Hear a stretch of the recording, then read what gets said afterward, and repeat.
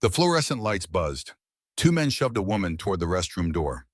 Jack Reeves stood 10 feet away, groceries in hand, watching his son disappear into the men's room. He didn't move. Not yet.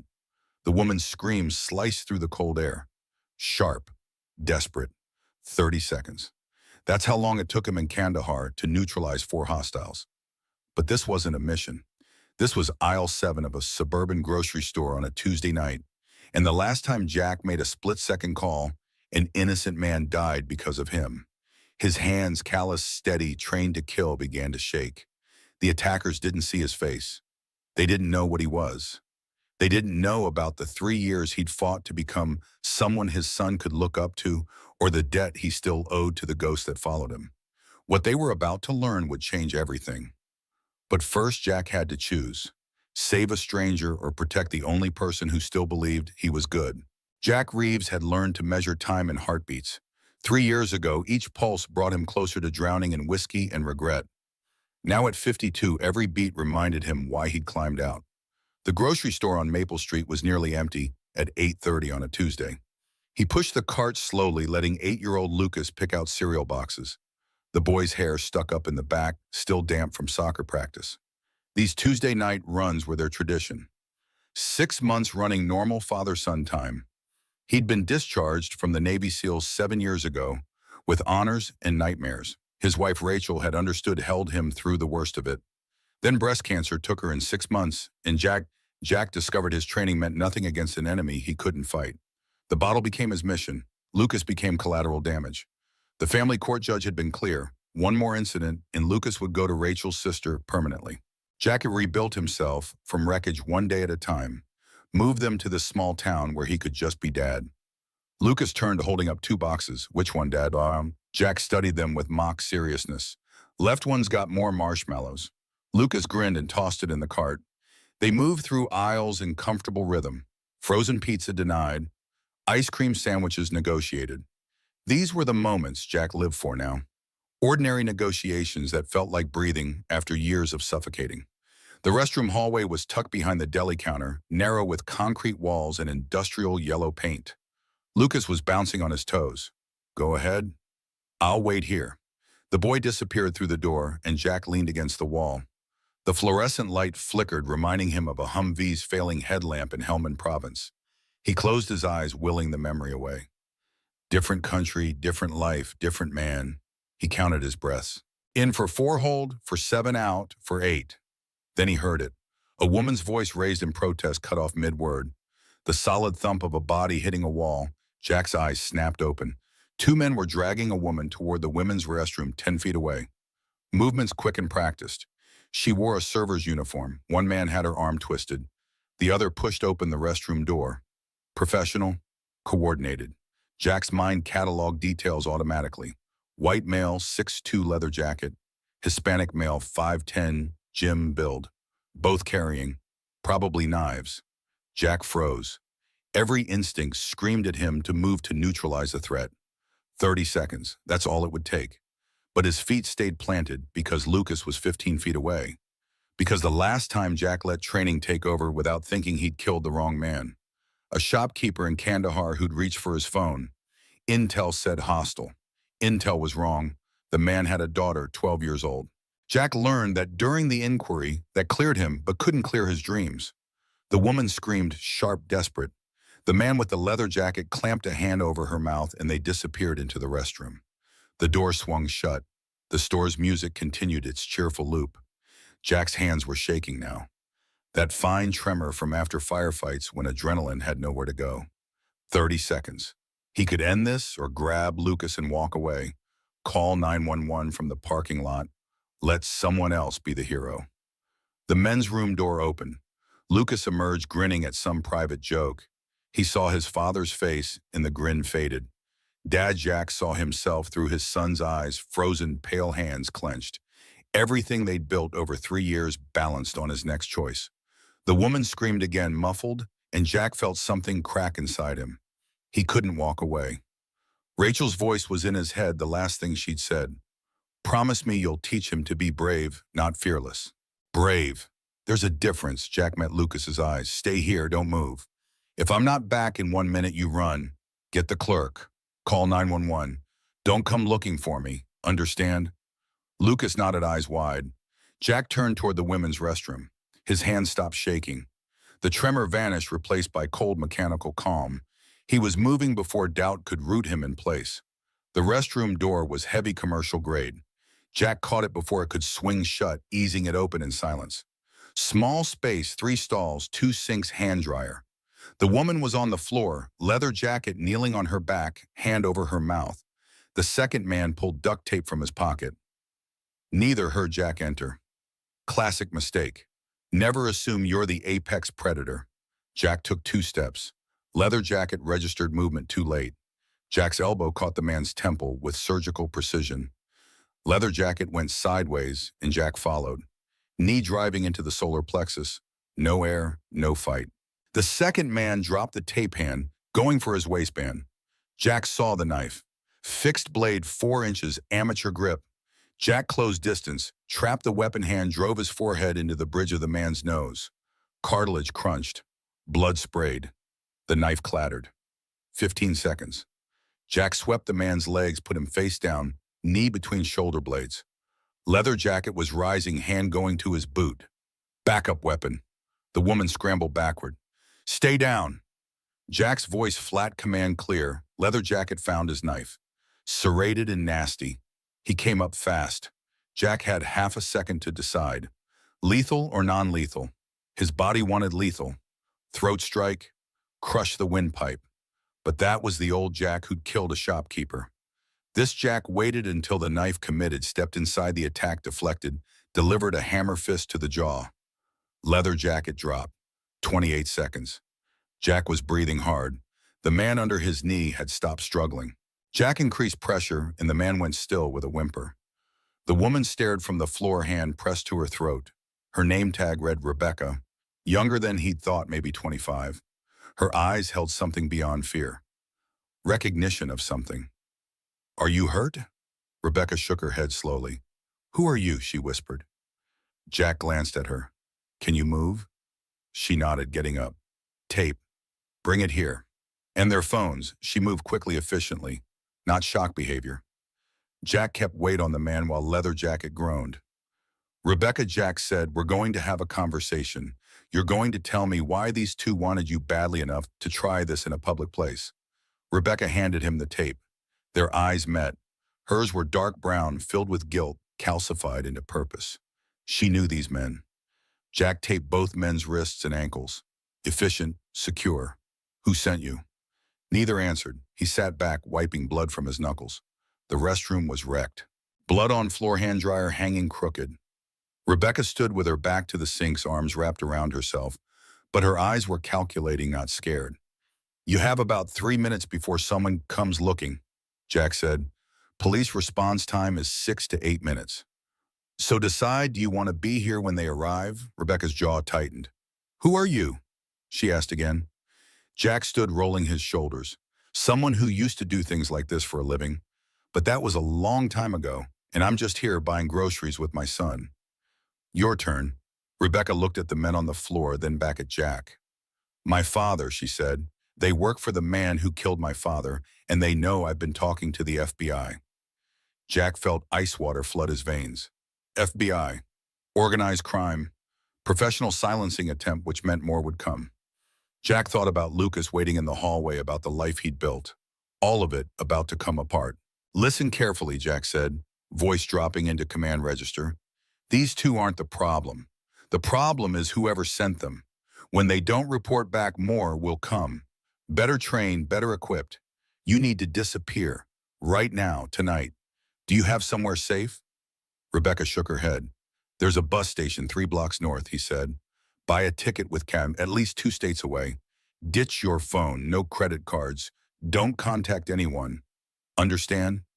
Rebecca hesitated, then pulled out a crumpled business card. FBI Special Agent Connor Mitchell. Tell him Rebecca sent you. Tell him about Walter Kent. Jack pocketed the card. Thank you, she said, raw and genuine. Then she was gone. Jack was alone with 2 semi-conscious attackers. He pulled out his phone, dialed 911, gave bare facts. 2 men attempted assault Morton's Grocery on Maple Street. Suspect secured, then hung up before she could ask his name. He stepped into the hallway.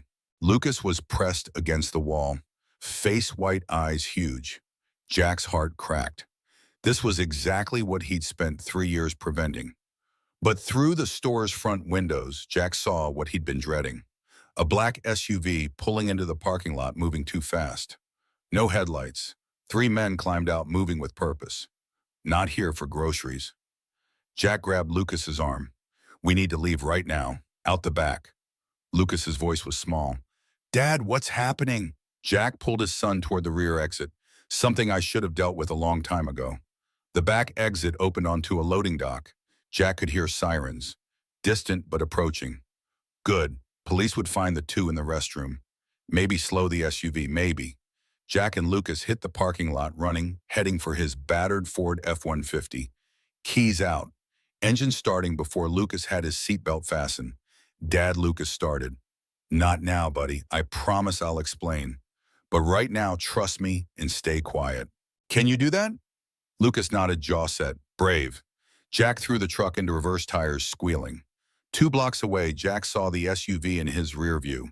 It had circled around. Smart, persistent. The SUV accelerated, closing distance.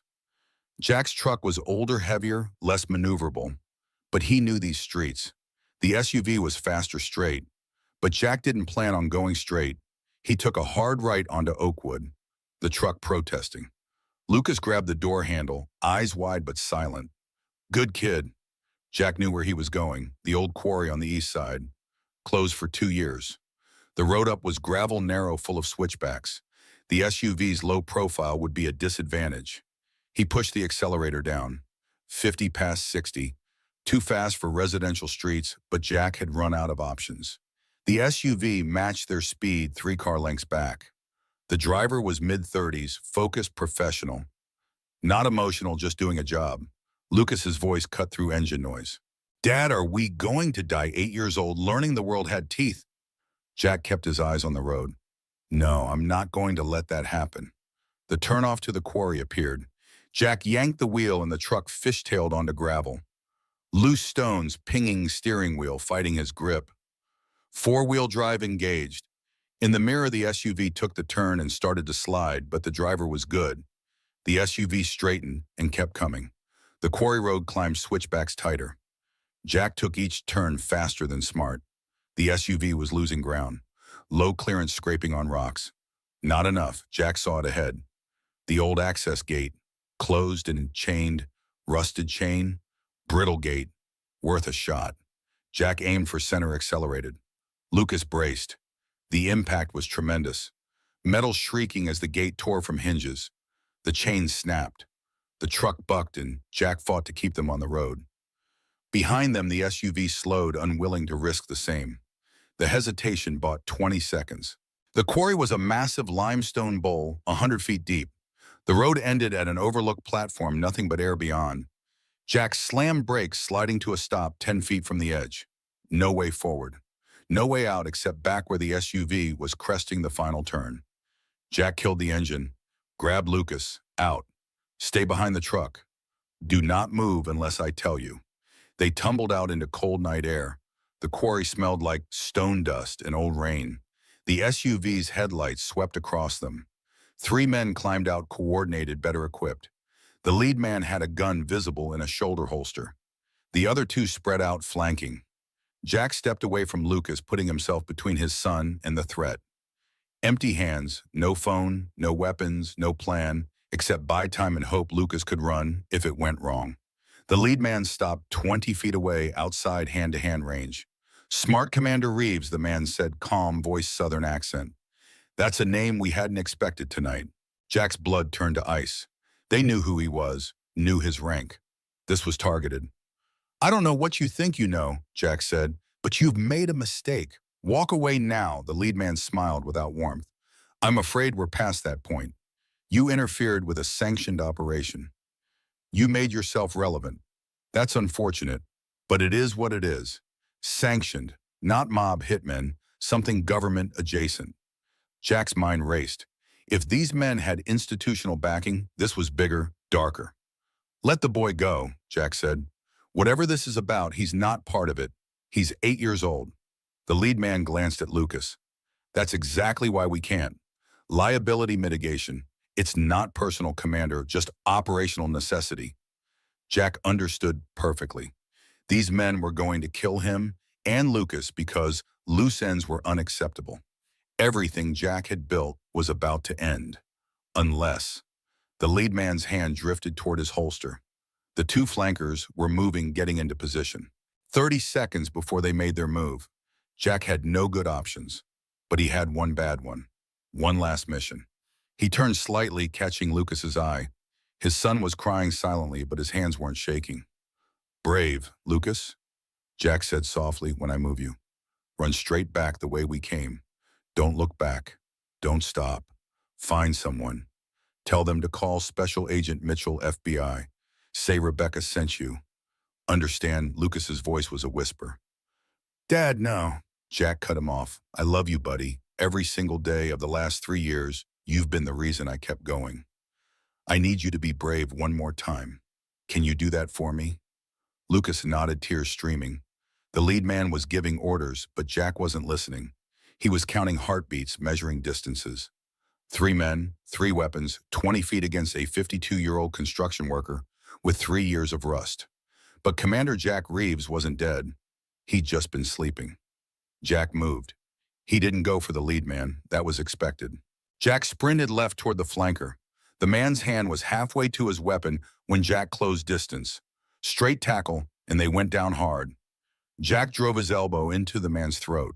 Felt cartilage give. The gun clattered into darkness. Jack grabbed gravel and threw it at the second flanker's face. Bought 2 seconds. The lead man had his weapon out, tracking, trying for a clean shot. But Jack was moving, rolling, using the downed man as cover. The lead man hesitated, didn't want to hit his own guy. That hesitation cost him. Jack came up with the downed man's Glock. Muscle memory took over. Sight picture, breath control, trigger press. The shot echoed. The lead man staggered, hit center mass. He went down. The second flanker cleared his vision, bringing his weapon up. Jack fired twice. Both connected. The man crumpled. 3 seconds, 3 targets, 3 shots. Just like training, except his hands were shaking now. The gun feeling 50 pounds. Jack stood on unsteady legs, weapon raised, sweeping for threats. Nothing. The quarry was quiet except for ragged breathing and Lucas sobbing. Jack lowered the gun, let it fall. His hands were sticky with blood. He turned. Lucas was still there. Hadn't run. Brave, stubborn kid. Jack crossed the distance and pulled his son into his arms. Lucas clung to him, shaking, crying into his shoulder. Jack held him, one hand cupping his son's head, the other wrapped around small shoulders. I'm sorry, Jack whispered. I'm so sorry you had to see that. They stood there while sirens wailed in the distance. Someone had heard the shots. Police were coming. Jack would have to explain all of it. The grocery store, the chase, the shooting. 3 bodies. He'd have to explain Rebecca and Walter Kent in whatever conspiracy sent trained killers. He'd have to explain to Lucas why his father knew how to kill 3 men in 3 seconds. But for now, Jack just held his son and felt the weight of what he'd done, what he'd had to become again. The police arrived with lights and noise and shouted orders. Jack released Lucas, slowly raised his empty hands. My name is Jack Reeves, he called out. Former Navy SEAL, 3 hostiles down, no civilians injured. I need to speak with FBI Special Agent Connor Mitchell. It's about Rebecca and Walter Kent. Officers approached cautiously, weapons drawn. Jack stood perfectly still. Lucas pressed against his side. One officer cuffed him. Standard procedure. Another checked the 3 men calling for ambulances. A third talked into his radio about multiple casualties in federal liaison. They separated Jack from Lucas. That hurt worse than any injury. Lucas was crying, reaching. Dad? Jack met his son's eyes. It's okay, he said, trying to sound calm. I'm not going anywhere. I promise we're going to be okay. They put Lucas in one patrol car, Jack in another. Through the window, Jack could see his son's pale face, 8 years old, too young for any of this. Too young to learn his father was capable of killing. The drive to the station was silent except for radio chatter. This town had been a refuge. Now it was a crime scene. The station processed Jack with weary respect. Fingerprints, photos holding cell. They left the cuffs on. He just killed 3 men. Protocol demanded caution. 2 hours passed. Jack sat on the bench and tried not to think about Lucas alone probably being questioned.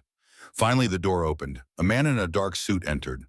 Early 40s, tired eyes. "Commander Reeves," he said. Jack stood. The man waved him down. "Special Agent Connor Mitchell, FBI. We've met before. Task Force 7 Kandahar, summer of 2013. Jack searched his memory. Mitchell smiled slightly. "Junior liaison. You pulled me out when things went sideways. You told me I looked like an accountant. That sparked something. A firefight. A frightened analyst." "The accountant who couldn't work his safety," Jack said. Mitchell nodded. "I got better. You saved my life." Jack wasn't sure where this was going. "Is this about Rebecca?" Mitchell pulled out a chair. "It's about a lot of things. Rebecca Wright is in protective custody. She called from Harrisburg. Told me what happened." He paused. Edmund Wright was her father, retired accountant, DOJ. Stumbled onto something he shouldn't have. A contract enforcement arm operating inside the U.S. Technically legal under obscure counterterrorism statutes. Practically a hit squad. Wright collected evidence. They killed him. Made it look like a heart attack. Rebecca's been finishing what he started. Mitchell slid a folder across the table. Photos, documents, organizational charts. High-level officials. Defense contractors. Intelligence brass. This got those men sent after her. And you, Jack, studied the documents, pieces clicking. They knew who I was. How Mitchell's expression darkened. You were on a list. Former operators with specific skill sets who'd left under less than ideal circumstances. Your name was flagged 3 years ago during those court proceedings. Someone high up took interest. Jack felt cold rage. "They've been watching me." Mitchell nodded. "And when you interfered tonight, you became a problem. The 3 men at the quarry were cleanup. Permanent." Jack closed the folder. "What happens to Lucas?" That was the only question that mattered. Mitchell met his eyes. "That depends on you. We need your testimony. With your statement and Rebecca's evidence, we can pull this apart, but it'll take time and it'll be dangerous. These people don't leave loose ends." Jack understood. Cooperate, become a witness, put himself and Lucas in crosshairs, or refuse. Hope whoever was behind this decided he wasn't worth the trouble. Neither option was good. "What kind of protection?" Jack asked. Mitchell's answer was immediate. Witness protection, full relocation, new identities, new location. Federal marshals until trials are over. It's not perfect, but it's the best we can offer. New identities, new life. Everything Jack and Lucas had built, gone. The house, the school, the Tuesday night runs, all erased. Jack thought about Lucas's face, pale and scared. Thought about Rachel's grave he visited every Sunday. Leaving meant abandoning all that, but staying meant risking Lucas's life. That wasn't a risk Jack could take. "I want to see my son," Jack said. "I want to talk to him before I decide." Mitchell stood. "He's with a social worker now." "But yes, and Commander, I think you did the right thing tonight. Not the easy thing, the right thing." They brought Lucas to a small conference room. The boy's eyes were red, but he wasn't crying now. He ran to Jack. Jack held his son, memorizing the weight of him, the way his hair smelled like cheap shampoo and soccer field grass. "Are you okay?" Lucas asked. "I'm okay," Jack said. "Are you?" Lucas pulled back. "Those men, you killed them." Not a question, just a statement. Jack wanted to lie to soften it, but he'd promised himself no more lies to Lucas. "Yes," Jack said, "because they were going to kill us, and I couldn't let that happen." Lucas was quiet. "In the truck you told me to run, but you weren't going to run. You were going to stay and fight so I could get away." Jack's throat tightened. "Yes." Another silence. "Mom told me once that you saved people, that before I was born, that was your job." Jack remembered that conversation. Rachel explaining to 5-year-old Lucas why Daddy had to go away sometimes. "That's right," Jack said. "That was my job." Lucas nodded slowly. "And tonight, that woman and me, you were doing that job again." Jack wanted to explain it was more complicated, but looking at his son, trying so hard to make sense of something senseless, Jack chose his words carefully. "Tonight I protected people who couldn't protect themselves. That's all I ever tried to do. Sometimes I made mistakes. But tonight I did what I had to do to keep you safe. Lucas thought about that. Are we in trouble? So direct, so practical. We're safe right now, Jack said. There are people who will help us stay safe, but things will change. We might have to start over somewhere new. I know that's scary, but I promise I'll be with you. Whatever happens, we'll handle it together. Lucas was quiet for a long time. Then will we still do grocery shopping on Tuesdays? The question broke Jack's heart. Of all the things they might lose, Lucas was worried about their tradition. I don't know, Buddy, Jack said honestly. But wherever we end up, we'll find new traditions, new normal things that are just ours, I promise. Lucas nodded. Then he looked up with eyes too old for eight. Dad, those men you fought, were they bad people? Jack considered. In his old life, enemies had been clear-cut. Tonight's enemies had been American citizens, possibly under government authority. But Lucas needed an answer he could understand. They were people who made bad choices, Jack said. They were trying to hurt innocent people, and they were going to hurt us to cover it up. So yes, they were bad people doing bad things. Lucas seemed satisfied. Okay, I'm glad you didn't let them hurt us. Jack pulled his son close. Me too, buddy. Agent Mitchell returned with paperwork. Witness protection would begin immediately. Safe house short-term while arrangements were finalized. New names, new backgrounds, marshals until trials concluded. Months, maybe years. Jack signed papers, asked questions, made sure Lucas's education would continue, that counseling would be available. The mechanics of disappearing were complex. Every connection severed, every routine abandoned. They couldn't tell anyone where they were going. Rachel's sister would get a call saying they were fine, but couldn't be contacted. School would be told they'd moved. The house would be sold by a third party. Everything tied off cleanly. It was efficient, necessary, and it felt like dying. They left the station before dawn in an unmarked sedan with two marshals. Lucas fell asleep against Jack's shoulder. Jack stared out the window as the town slipped past. The grocery store cordoned with police tape, their trucks still at the quarry. Their house, Lucas's room with his posters, the kitchen where Jack had learned to cook, sober the backyard with tomatoes that would never be harvested. All left behind. Jack felt the weight pressing down. He'd wanted so badly to be normal. But the war he thought he'd left had been waiting all along. The safe house was anonymous ranch style in a suburb 2 states over. Bland neutrals, serious security system. The marshal showed them, panic buttons explained protocols. Lucas took it in with wide eyes. This was an adventure to him, or trying to be. Children were resilient. Jack was grateful. When the marshals left them alone, Jack made breakfast. Scrambled eggs and toast, simple and familiar. They ate in silence. The kitchen had a window looking out on a backyard that wasn't theirs. Everything starting over again. Finally, Lucas spoke. What do we do now? Jack set down his fork. We live. We stay safe. We help the good guys. And we figure out what comes next. One day at a time. It sounded like an AA slogan, but it was all Jack had. One day at a time. Building a new life from wreckage. He'd done it before. Could do it again. Had to. Because giving up wasn't an option. Jack looked at his son pushing eggs around his plate. You okay, buddy? Lucas shrugged. I miss home. The words carried the weight of everything they had lost. Jack nodded. Me too. But we'll make this place home. It'll take time, but we will. Remember how bad things were 3 years ago? Look how far we came. We can do it again. Lucas looked up, something in his eyes. Not quite hope, but maybe the beginning. Promise. Jack reached across the table, put his hand over his son's. Promise, we're going to be okay. Different than before, but okay. I've got you and you've got me. That's all we need. It was a promise he couldn't guarantee, but it was what both needed to believe. Jack said it like it was true, and Lucas accepted it. They finished breakfast. Clean dishes. Jack showed Lucas the bedroom, bigger than his old room, window facing east. Lucas explored cautiously. It's nice, he said, not enthusiastic, but accepting.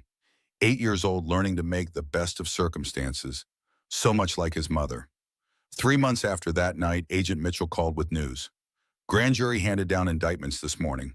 15 people, including 2 congressmen and a deputy director at DOD. We're executing warrants now. It's going to be a media circus, but the core conspiracy is broken. Jack felt something unclench. and Rebecca Mitchell's voice warmed. She's good. Testifying this week, then relocating. She asked me to thank you. Said you saved her life. Jack thought about the woman in the grocery store. She would have done the same. Mitchell laughed. Maybe.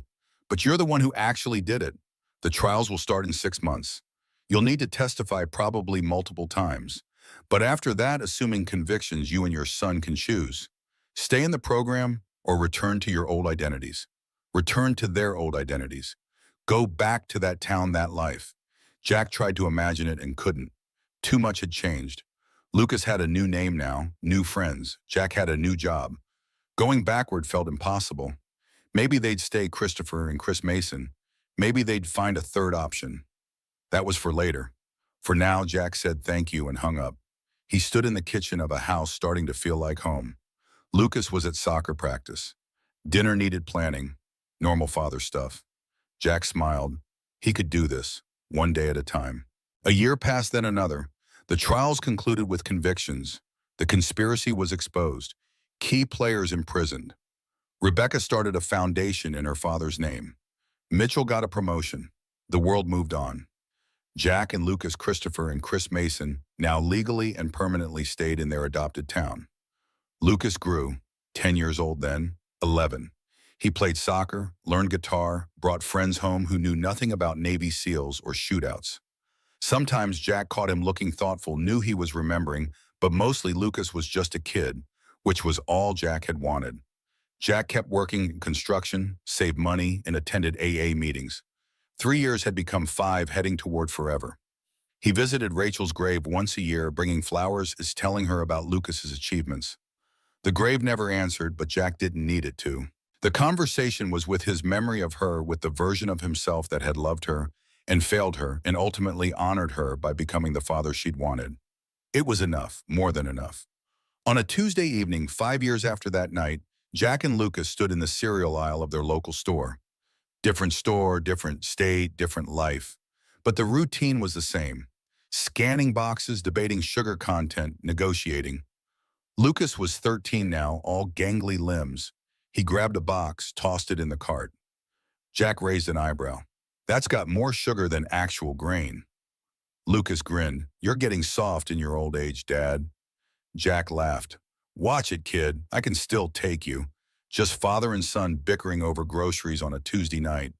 They finished shopping, checked out loaded bags. Driving home, Lucas asked, do you ever think about it, that night? Jack had known the question would come.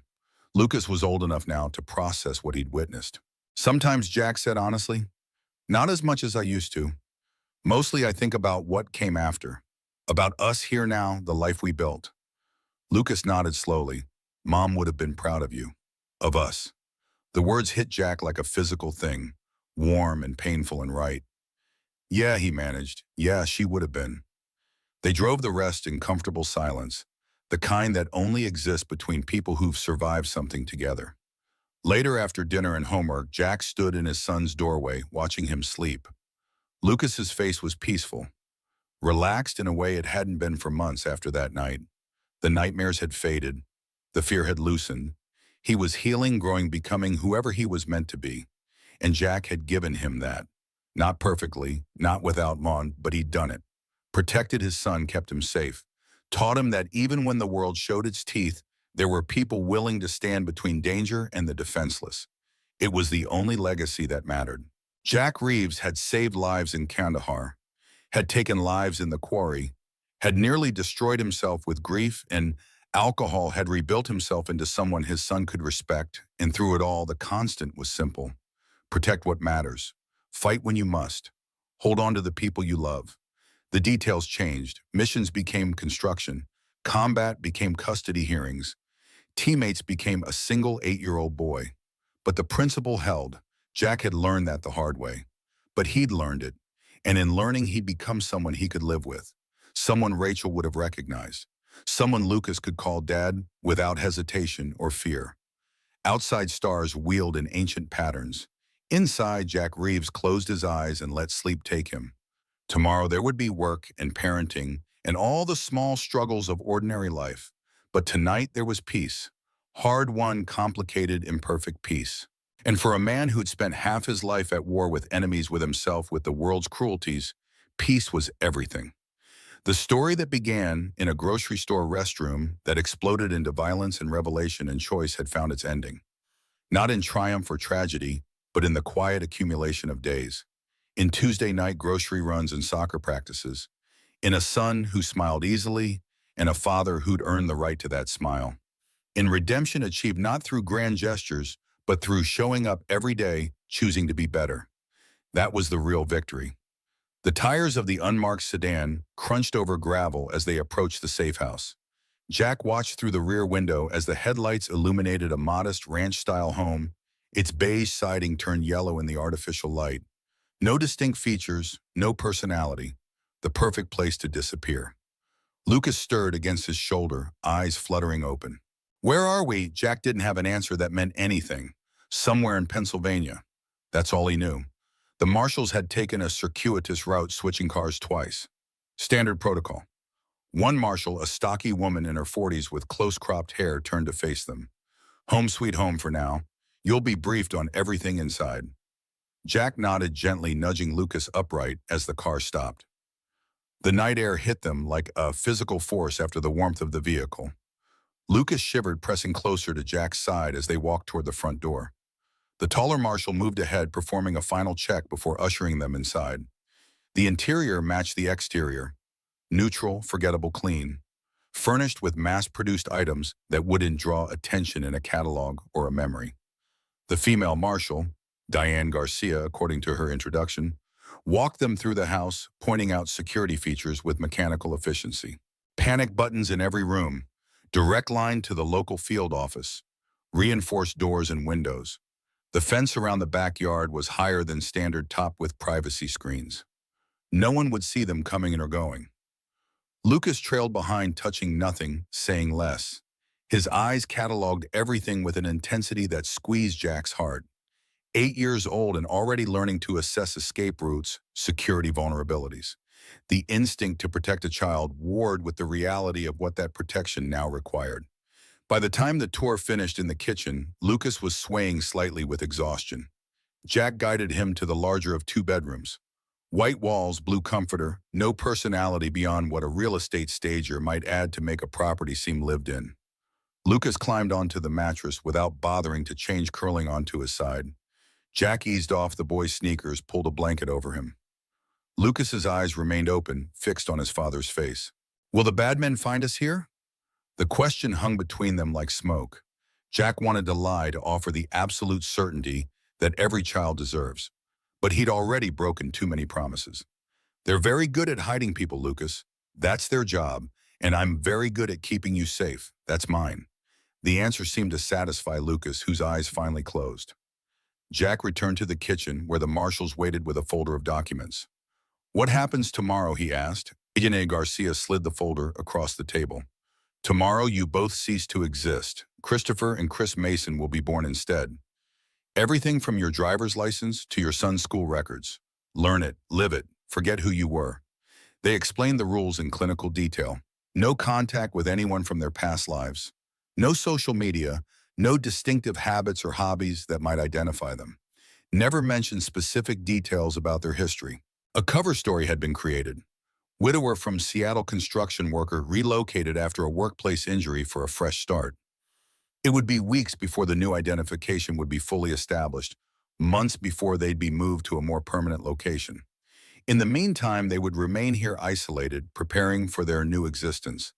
The marshals would stay in the attached garage apartment, always present, always watching.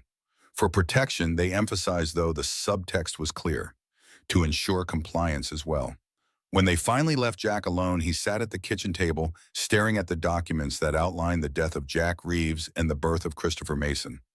His fingers traced the edges of a fabricated birth certificate, a forged high school diploma, employment records for jobs he'd never worked. The photograph showed his face but belonged to someone else. Outside, the sky had begun to lighten navy blue, fading to gray. Jack hadn't slept in over 24 hours. His muscles ached from tension and exertion. His mind replayed the events at the quarry in vivid, blood-soaked detail. 3 lives ended by his hand. Necessary, unavoidable, but the weight of it pressed against his chest like a stone. He walked to the living room window, parting the blinds with 2 fingers to watch dawn break over an unfamiliar neighborhood. Neat houses with trimmed lawns, a bicycle left carelessly in a driveway, a sprinkler system activating with mechanical precision, normal life continuing without pause while his own had been severed completely. Jack wondered if Rachel's sister had been notified, yet if she stood in her kitchen right now, coffee growing cold as she tried to understand the cryptic message about her nephew's safety. If Lucas's teacher was marking him absent, wondering if he had the flu. If the tomato plants in their garden would wither without water. All the small, everyday connections that anchored a life cut loose in a single night. The floor creaked behind him. Lucas stood in the hallway, hair flattened on one side, eyes puffy from too little sleep. Jack crossed to his son, kneeling to eye level. "Hey, buddy, how about some breakfast?" Lucas's gaze drifted to the window to the neighborhood beyond. "Is this where we live now?" Jack guided him to the kitchen, searching through unfamiliar cabinets until he located cereal bowls, spoons. The simple act of preparing breakfast created an island of normalcy in the sea of strangeness. Jack poured milk that someone had stocked in the refrigerator, pushed the bowl toward Lucas. "Eat something. We've got a lot to talk about." Lucas took mechanical bites while Jack explained in simplified terms what would happen next. New names, new town eventually, new school, new start. With each detail, Lucas's shoulders hunched further, spoon moving slower between bowl and mouth. Jack reached across the table, covering his son's small hand with his own. "I know it's a lot. I know it's scary, but we're together. That's what matters." Lucas looked up, eyes swimming with tears that didn't fall. "But what about Mom?" Jack felt the question like a physical blow. "We can't visit her grave anymore. No more Sunday afternoons with flowers and one-sided conversations. No more tangible connection to the woman who had bound them together. We'll remember her," Jack said finally, "every day, in everything we do. No one can take that away, not even the people who want to hurt us." Lucas nodded, a jerky motion that betrayed his effort to be brave. "I want to call her Rachel instead of Mom when I think about her, so I don't forget her real name." The unexpected practicality of this broke Jack's heart anew. He'd been so focused on physical safety, on logistics and threat assessments, that he'd overlooked how Lucas would process the emotional reality of their situation. "Yes," Jack agreed, swallowing around the tightness in his throat. "That's a good idea." Lucas returned to his cereal, the matter settled in his 8-year-old mind. Jack marveled at his resilience even as he mourned the necessity of it. Children shouldn't need to be resilient in this way. They shouldn't need to create memory systems to hold on to their dead mother's names. After breakfast, they explored their temporary home more thoroughly. The backyard was small but private, fenced with solid wooden panels that revealed nothing to neighbors. A covered patio housed a weathered table and chairs. Inside, the spare bedroom had been set up as an office with a desktop computer Garcia had explained was secure but monitored. Every call, every search, every email would be tracked. They found a small collection of children's books on a shelf, toys in a bin that Lucas was too old for. The kitchen was stocked with basic provisions enough to last several days. Everything carefully selected to be adequate but impersonal. Nothing that might trigger recognition or attachment. They were expected to fill this blank slate with a new life manufactured from nothing. By mid-morning, exhaustion caught up with Jack.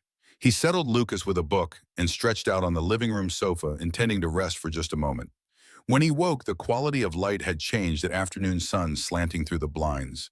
Lucas sat cross-legged on the floor, methodically organizing the toy bin by type and size. "I used to do that with my action figures," Jack commented, voice rough from sleep.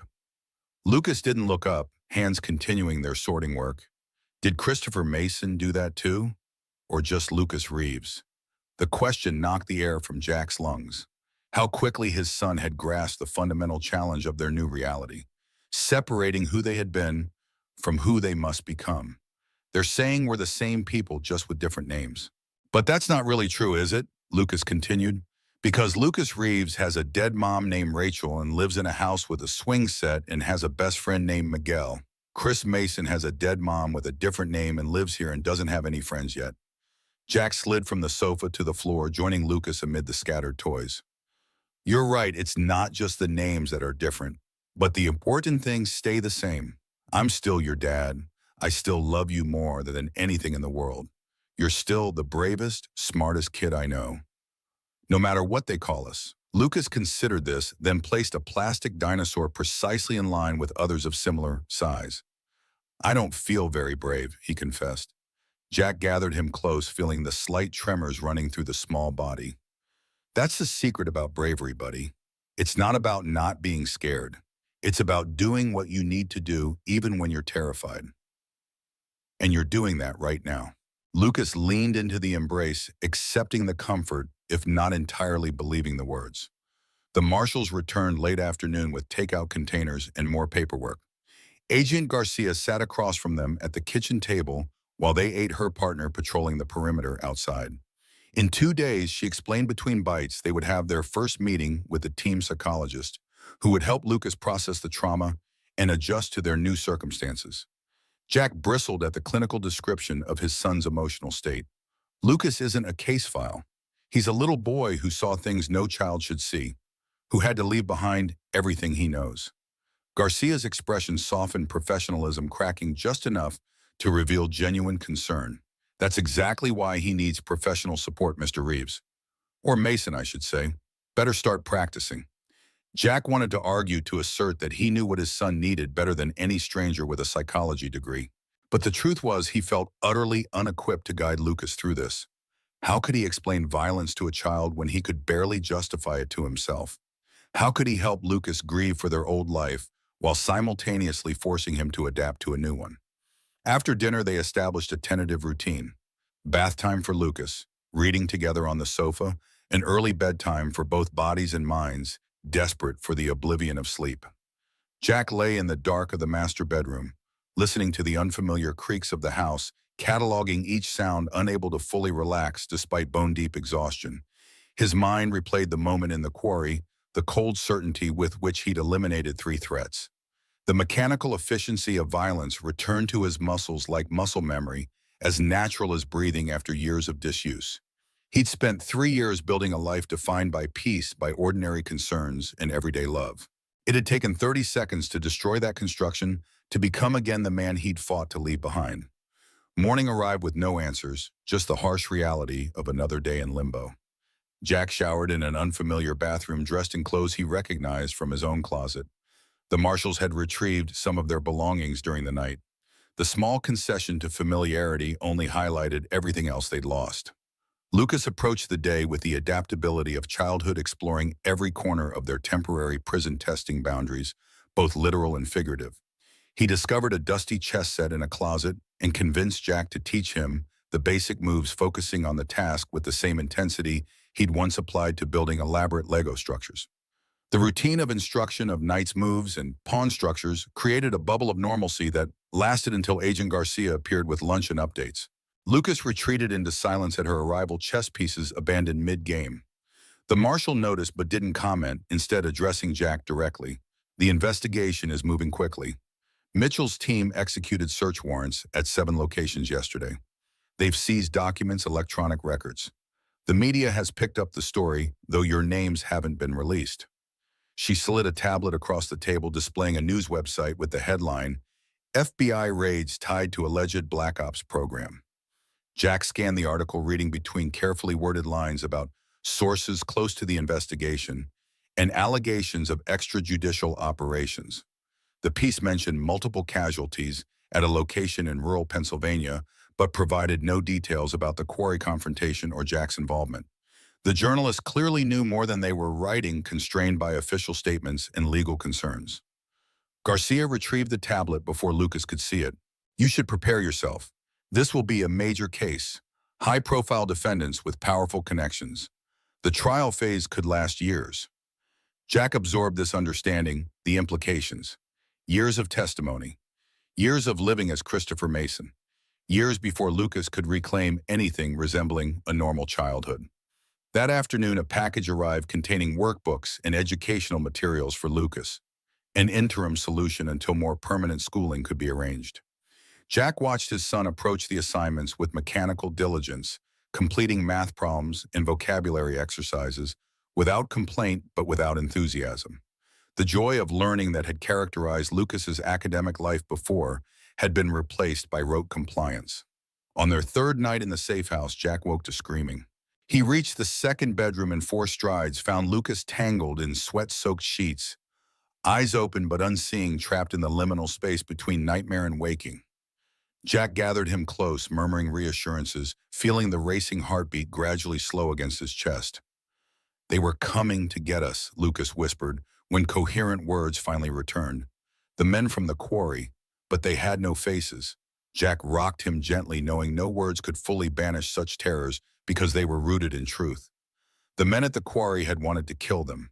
Others might still be looking. The nightmare wasn't entirely fantasy. Lucas refused to return to his own bed, so Jack carried him to the master bedroom, tucking him beneath covers, still warm from his own body heat. He curled protectively around his son, one arm draped over the small form, a physical barrier against both real and imagined threats. Lucas's breathing eventually deepened, but Jack remained awake, a sentry against the darkness. Morning brought a visit from Dr. Eleanor Winters, the promised psychologist. A slender woman in her 50s with silver-threaded dark hair and perceptive eyes behind simple frames. She sat with Lucas in the living room while Jack hovered anxiously in the kitchen, close enough to intervene if needed, far enough to provide some privacy. He couldn't hear the specifics of their conversation, just the gentle cadence of Dr. Winters' voice and Lucas's occasional responses, shorter at first, gradually lengthening as the session progressed. After an hour, the psychologist joined Jack in the kitchen, while Lucas remained with a puzzle she'd brought up. "He's processing remarkably well." All things considered, she began accepting the coffee Jack offered. "The trauma is significant, but children are incredibly adaptable. With consistent support, I believe he'll integrate these experiences without lasting psychological damage." She paused, studying Jack over the rim of her mug. "And how are you processing, Mr. Mason?" Jack flinched at the name, still unfamiliar, still feeling like a lie, even as he recognized its necessity. "I'm fine. Lucas is my priority." Dr. Winters nodded, unsurprised by the deflection. "Every parent in your situation says the same thing, and they're all lying to themselves. Your son needs you stable and present. That means addressing your own trauma, not just his." Jack resisted the urge to dismiss her concerns. The weight of the past days pressed against his composure, threatening to crack the facade of strength he'd maintained for Lucas's benefit. "What happened at the quarry?" "I've seen combat before, taken lives before. This isn't new territory for me." Dr. Winters set down her mug, eyes never leaving his face. "But this is the first time your son watched you kill. The first time your violence and your fatherhood collided so directly. Don't pretend that isn't its own unique trauma." The accuracy of her assessment left Jack momentarily speechless. He'd been so focused on how Lucas had witnessed violence that he'd avoided confronting how he felt about Lucas witnessing him commit it. Their conversation was interrupted by Agent Garcia, who entered without knocking, tension evident in her posture. "We need to move up the timeline." Her voice was low, urgent. "There's been a development." Dr. Winters gathered her materials without question, promising to continue the session at their next location. Jack felt ice spreading through his veins as he moved to collect Lucas. Garcia pulled him aside while her partner helped Lucas gather his few belongings. "We've identified a leak. Someone accessed the initial safe house allocation records. We don't think they've located you yet, but we're not taking chances." Jack processed this, the professional part of his brain, calculating threat levels and response options, while the father in him fought rising panic. They left within 30 minutes this time in a black SUV with tinted windows, similar enough to the vehicle that had pursued them that Lucas froze momentarily at the sight of it. Jack lifted him into the back seat, buckling him in with steady hands that belied his internal turmoil. "It's okay, buddy. These are the good guys, remember?" Lucas nodded, unconvinced, but trusting his father's judgment. The SUV pulled away from the safe house, following a route that seemed deliberately circuitous. Jack maintained situational awareness from habit, noting turn sequences, watching for signs of surveillance or pursuit. In the front passenger seat, Agent Garcia made calls on a secure line, her voice too low to overhear specific details. They drove for hours, crossing state lines, stopping only for fuel at prearranged locations where they didn't exit the vehicle. Lucas dozed intermittently, exhausted by stress and the monotony of travel. Jack maintained his vigil, dividing attention between the passing landscape and his son's sleeping face, searching both for signs of danger. Late afternoon found them approaching a small town whose welcome sign proclaimed, Lakewood, a place to call home. Population 6213. The irony wasn't lost on Jack. They turned onto progressively smaller roads until reaching a development of modest homes on the outskirts of town. The SUV slowed before a single-story house with white siding and blue shutters, more distinctive than their previous safe house, but still unremarkable in its middle-class normalcy. This is more permanent, Garcia explained as they parked in the attached garage door, closing behind them before they exited the vehicle. The community's been vetted. Cover story is in place. You're already registered in local systems. Utilities property tax. Christopher Mason exists here. Jack felt the weight of the name settling onto his shoulders, a mantle he must now wear convincingly or risk everything. The interior of the house surprised him, furnished not with the generic pieces of the safe house, but with items that might genuinely belong to the fictional Christopher Mason. Family photos on the wall showed Jack and Lucas clearly digitally altered to place them in locations they'd never visited, with backgrounds suggesting a life in Seattle. School certificates for Chris Mason, Little League trophies, a fishing rod mounted above a stone fireplace. Lucas wandered through the space touching objects that supposedly belonged to him, but that he'd never seen before. A backpack with his new name embroidered on the front. Books on shelves that matched reading levels and interests similar to his own. In his bedroom, a comforter featuring dinosaurs, a passion Lucas had developed the previous year. Who did all this, Jack asked, unsettled by the thoroughness of the fabrication. Garcia's expression remained neutral. We have teams that specialize in establishing identities. The more realistic the environment, the more quickly you both adapt. The more convincingly you live your cover. They spent the evening learning the layout of the house, reviewing documentation about their new community. Lucas would start at Lakewood Elementary in 3 days, entering third grade mid-semester with a backstory about his father's job relocation following his mother's death 2 years prior. Jack would begin work at a local construction company where the owner had been briefed on the bare minimum, that Christopher Mason was under protection for reasons that couldn't be disclosed. After Lucas finally succumbed to sleep in a bedroom decorated for a child who didn't exist, Jack sat on the back porch, staring into the darkness of an unfamiliar yard. Agent Garcia joined him, passing a mug of coffee that smelled stronger than the bland brew from the safe house. I know this is surreal, she said after a moment. The fake photos, the manufactured life, it helps in the long run, even if it feels wrong now. Jack cupped the mug between his palms, absorbing its warmth. When I was deployed, I had multiple cover identities. Different names, different backgrounds. I could slip into them like changing clothes. He took a sip, the coffee bitter and bracing. But this is different. I'm not just pretending for a mission duration. I'm erasing Jack Reeves permanently. And I'm asking my son to do the same thing. Garcia considered this face half illuminated by light spilling from the kitchen window. Children adapt better than adults. In 6 months, Chris Mason won't feel like a fake name to your son. It'll just be who he is. The transition is harder on the parents. Always. Jack wondered how many families she had shepherded through this process, how many identities she had midwifed into existence. The marshals departed the next morning, leaving behind emergency contact protocols and a schedule of check-ins. Their protection would continue, but at a distance. Surveillance teams rotated through the neighborhood unmarked and unobtrusive. Jack and Lucas were officially on their own, expected to begin integrating into their new community immediately. Jack drove Lucas around town in a Honda Accord that apparently belonged to Christopher Mason, complete with service records and insurance documentation. They located the elementary school, the grocery store, the park with a baseball diamond where Little League games were played on weekends. Lucas observed everything through the passenger window face, serious, absorbing details like intelligence to be analyzed later. They stopped for lunch at a diner on Main Street, sliding into a vinyl booth beneath faded photographs of local landmarks. Lucas studied the children's menu with unusual concentration, as if making the perfect selection might somehow stabilize their shifting world. A waitress approached, smile professional but eyes curious. Newcomers were clearly notable in a town this size. Welcome to Lakewood, she said, setting water glasses on the table. I'm Maggie. You folks just move in. Jack felt Lucas tense across from him, their cover story facing its first test. We did? Jack confirmed, summoning a smile that felt wooden. I'm Christopher. This is my son, Chris. We're from Seattle originally. Lucas remained silent, eyes fixed on his placemat. Maggie continued chatting as she took their order, offering tidbits about local events and recommendations for services.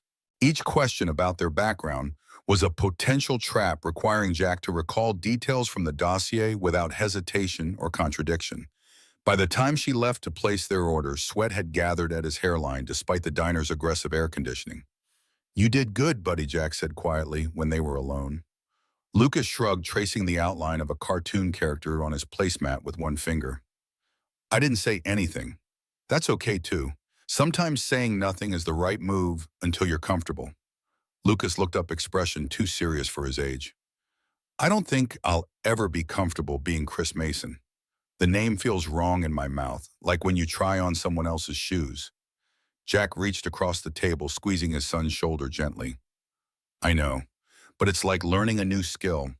Awkward at first, then gradually it becomes natural. Give it time. Their food arrived, temporarily halting the conversation. Jack watched Lucas pick at chicken strips, appetite diminished by stress and displacement. The boy had lost weight in the past week, his face slightly hollowed, clothes hanging looser on his small frame. Another worry to add to the growing list. Another failing Jack couldn't immediately remedy. After lunch, they visited the local hardware store to purchase supplies for minor household repairs.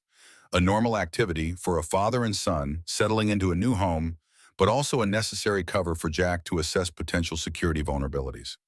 The store owner engaged them in friendly conversation, clearly recognizing newcomers, offering advice about local contractors and services with genuine neighborliness. Lucas gradually emerged from his silence, asking questions about different tools, demonstrating knowledge from watching Jack's home improvement projects in their real life. Each natural interaction, each moment of genuine engagement, lifted a fraction of the weight from Jack's shoulders. Perhaps they could do this. Perhaps Lucas could adapt without losing himself entirely. That night, Jack stood in the unfamiliar kitchen, preparing pasta from a recipe he'd often made in their old home. Lucas sat at the counter, methodically tearing lettuce for salad, the routine providing comfort through familiarity. For a brief moment, with familiar motions and domestic sounds filling the space, Jack could almost forget they were strangers in a manufactured life. The illusion shattered when Lucas looked up, suddenly eyes widening with realization. My soccer trophy, the one from last season, I left it behind. The panic in his voice matched the importance of the object. Lucas's first team sport achievement, proudly displayed on his bedroom shelf since the previous spring. It's gone, buddy, Jack said gently, like everything else from before. Lucas's face crumpled, the loss of this specific item somehow embodying all they'd been forced to abandon. It's not fair. We didn't do anything wrong. Those men attacked that lady. You were just helping. Why do we have to lose everything? Jack abandoned the cooking, moving to kneel before his son, gathering small hands in his own. You're right, it's not fair. We didn't deserve this. But sometimes life isn't about what's fair. It's about protecting what matters most. And you matter most to me. More than our house, more than trophies, more than anything we left behind. Lucas's tears flowed freely now, the dam of stoicism finally breaking. But I want my real name back. I want my school and my friends and my room. I want to visit Mom's grave on Sundays. I want our life back. Each word struck Jack with physical force. He had no counter-argument, no parental wisdom to offer against such raw truth. Instead, he pulled Lucas into his arms, holding him through the storm of grief, feeling small shoulders shake with the force of sobs too large for an 8-year-old body. I know, buddy, I know. Jack's own eyes burned throat-tight with emotions he couldn't afford to fully release. One of them needed to remain steady, and the burden of that stability fell to him alone. Eventually, Lucas's tears subsided, leaving him limp with emotional exhaustion. Jack carried him to the sofa dinner, temporarily forgotten, and held him until his breathing deepened into sleep. Only then did Jack allow a few silent tears of his own mourning, all they had lost, while Lucas couldn't witness his vulnerability. The first week in Lakewood established their new patterns. Lucas began school, navigating the complex social dynamics of being the new kid mid-year. Jack started at the construction company, grateful for physical labor that demanded full attention, and left little energy for dwelling on what couldn't be changed. They settled into the rhythm of their cover identities, practicing the art of selective truth-telling, sharing genuine experiences and preferences where possible, manufacturing backstory where necessary. Lucas proved surprisingly adept at this balancing act, absorbing the details of Chris Mason's fictional history with the same diligence he applied to multiplication tables. Jack maintained vigilance despite the appearance of normalcy, varying routes to school and work, noting unfamiliar vehicles, assessing strangers with the heightened awareness of a man who knew precisely what threats might look like. At night, he checked locks and security systems multiple times, sleep coming in light intervals punctuated by full alertness at the slightest noise. 1 month into their new lives, Jack received a coded message through the secure channel established with Agent Mitchell. Progress on the investigation. 3 more arrests. Hearing dates set for initial defendants. Each development simultaneously validated their sacrifice and extended its duration. Justice advancing, but still distant, requiring their continued absence from their true selves. Lucas made his first friend at school, a boy named Ethan, who lived 3 blocks away and shared his interest in dinosaurs. The relationship developed with the straightforward dynamics of childhood, common interests, proximity, compatible temperaments. Jack watched it unfold with mingled relief and anxiety, grateful for his son's social connection, but fearful of any inconsistency in their cover story. The friendship necessitated greater integration into community life. Playdates, school events, conversations with Ethan's parents who welcomed the newcomers with casual friendliness that Jack struggled to reciprocate naturally. Each social interaction was a test of performance that required constant vigilance against slips or contradictions. 3 months after their arrival in Lakewood, Dr. Winters visited for a follow-up assessment. She met with Lucas first, then Jack, in the familiar setting of their new home. "You've both made remarkable adjustments," she concluded as their session ended. "But I'm concerned about your isolation, Christopher. You've established routines, surface-level connections, but no meaningful adult relationships." Jack bristled at the observation, accurate though it was. Relationships mean questions, background checks for close friends, vetting by the marshals. It's simpler to keep people at a distance. Safer. Dr. Winters removed her glasses, cleaning them deliberately before responding. Safer, perhaps, but not healthier. Not for you, and ultimately not for Chris. He's watching how you navigate this new world, learning from your example. The words lingered after she departed, an uncomfortable truth Jack couldn't easily dismiss. He had approached their new life as a tactical problem, focusing on security parameters and cover maintenance. But a life sustained only by vigilance wasn't really living. It was merely surviving. And he wanted more than survival for Lucas. The opportunity to expand their social circle arrived unexpectedly through work rather than Lucas's school connections. Jack's foreman, a gruff veteran named Mike Donovan, invited him to a weekend barbecue. Nothing fancy, just some guys from the crew and their families. Jack's instinct was to decline to maintain the protective buffer around their fabricated existence, but Dr. Winter's words echoed in his mind. He accepted bringing Lucas and a store-bought dessert to a modest home filled with the comfortable chaos of multiple families. Mike's wife Caroline welcomed them with genuine warmth, introducing them to others with the easy confidence of a natural connector. Lucas gravitated toward a group of children playing basketball in the driveway, accepted without question into their game. Jack found himself seated beside Mike, nursing a beer he barely tasted, hyper-aware of every detail that might contradict their cover story.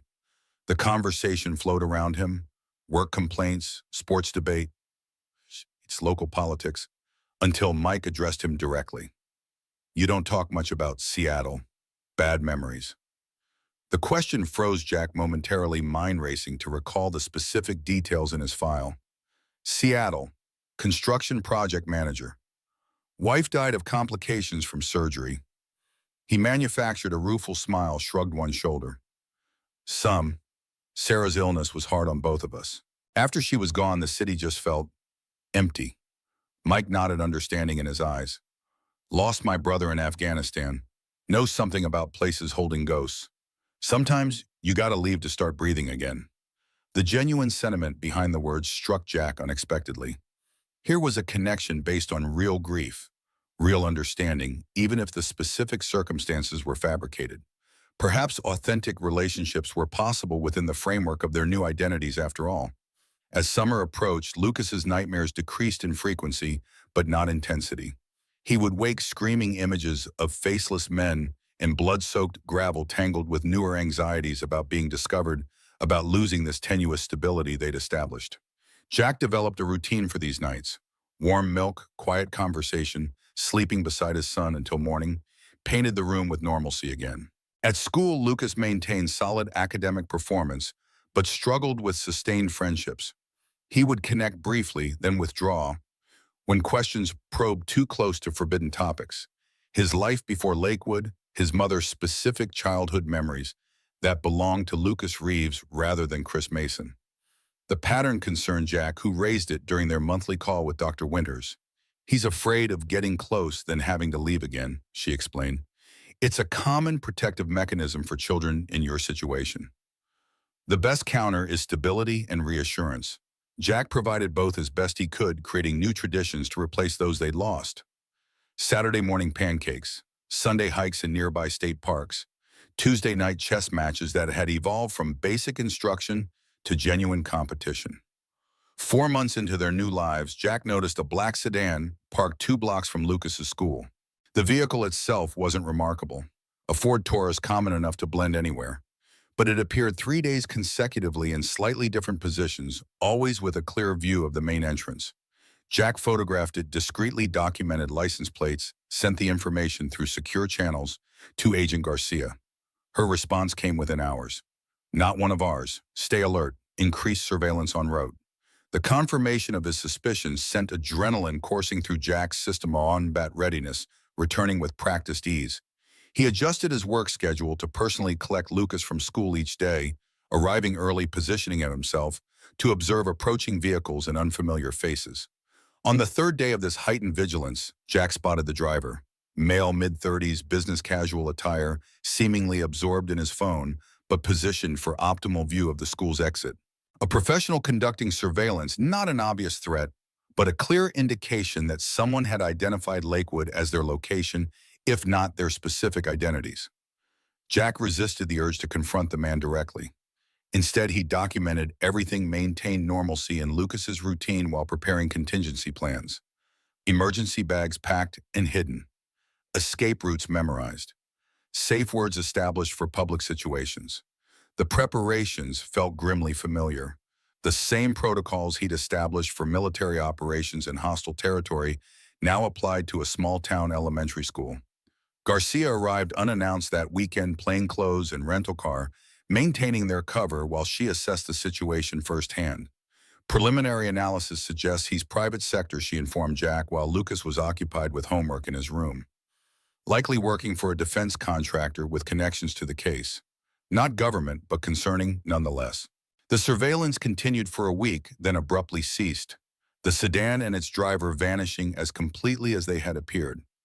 The marshals maintained their assessment that it had been investigative rather than operational surveillance, gathering intelligence rather than preparing for action. The immediate danger had passed, but the breach in their security was undeniable. They've identified Lakewood, Jack stated during a secure call with Agent Mitchell. It's only a matter of time before they narrow it further. Mitchell's voice carried the weight of difficult decisions. We're exploring options. A second relocation is possible, but not ideal. Chris has established connections here. More disruption could compound the trauma. Jack paced the kitchen as they spoke, tension manifesting in physical restlessness. So we wait until they find us specifically. Hope they're just gathering intelligence and not planning something more direct. The edge in his voice betrayed the strain of constant vigilance, of responsibility that never eased. We're increasing protective details, Mitchell assured him, adding resources to the investigation to accelerate the legal proceedings. The sooner we get convictions, the sooner this ends. But the timeline remained frustratingly vague. Months at minimum, likely years before the complex case would conclude and they could consider emerging from hiding. That night, Jack dreamed of the quarry again.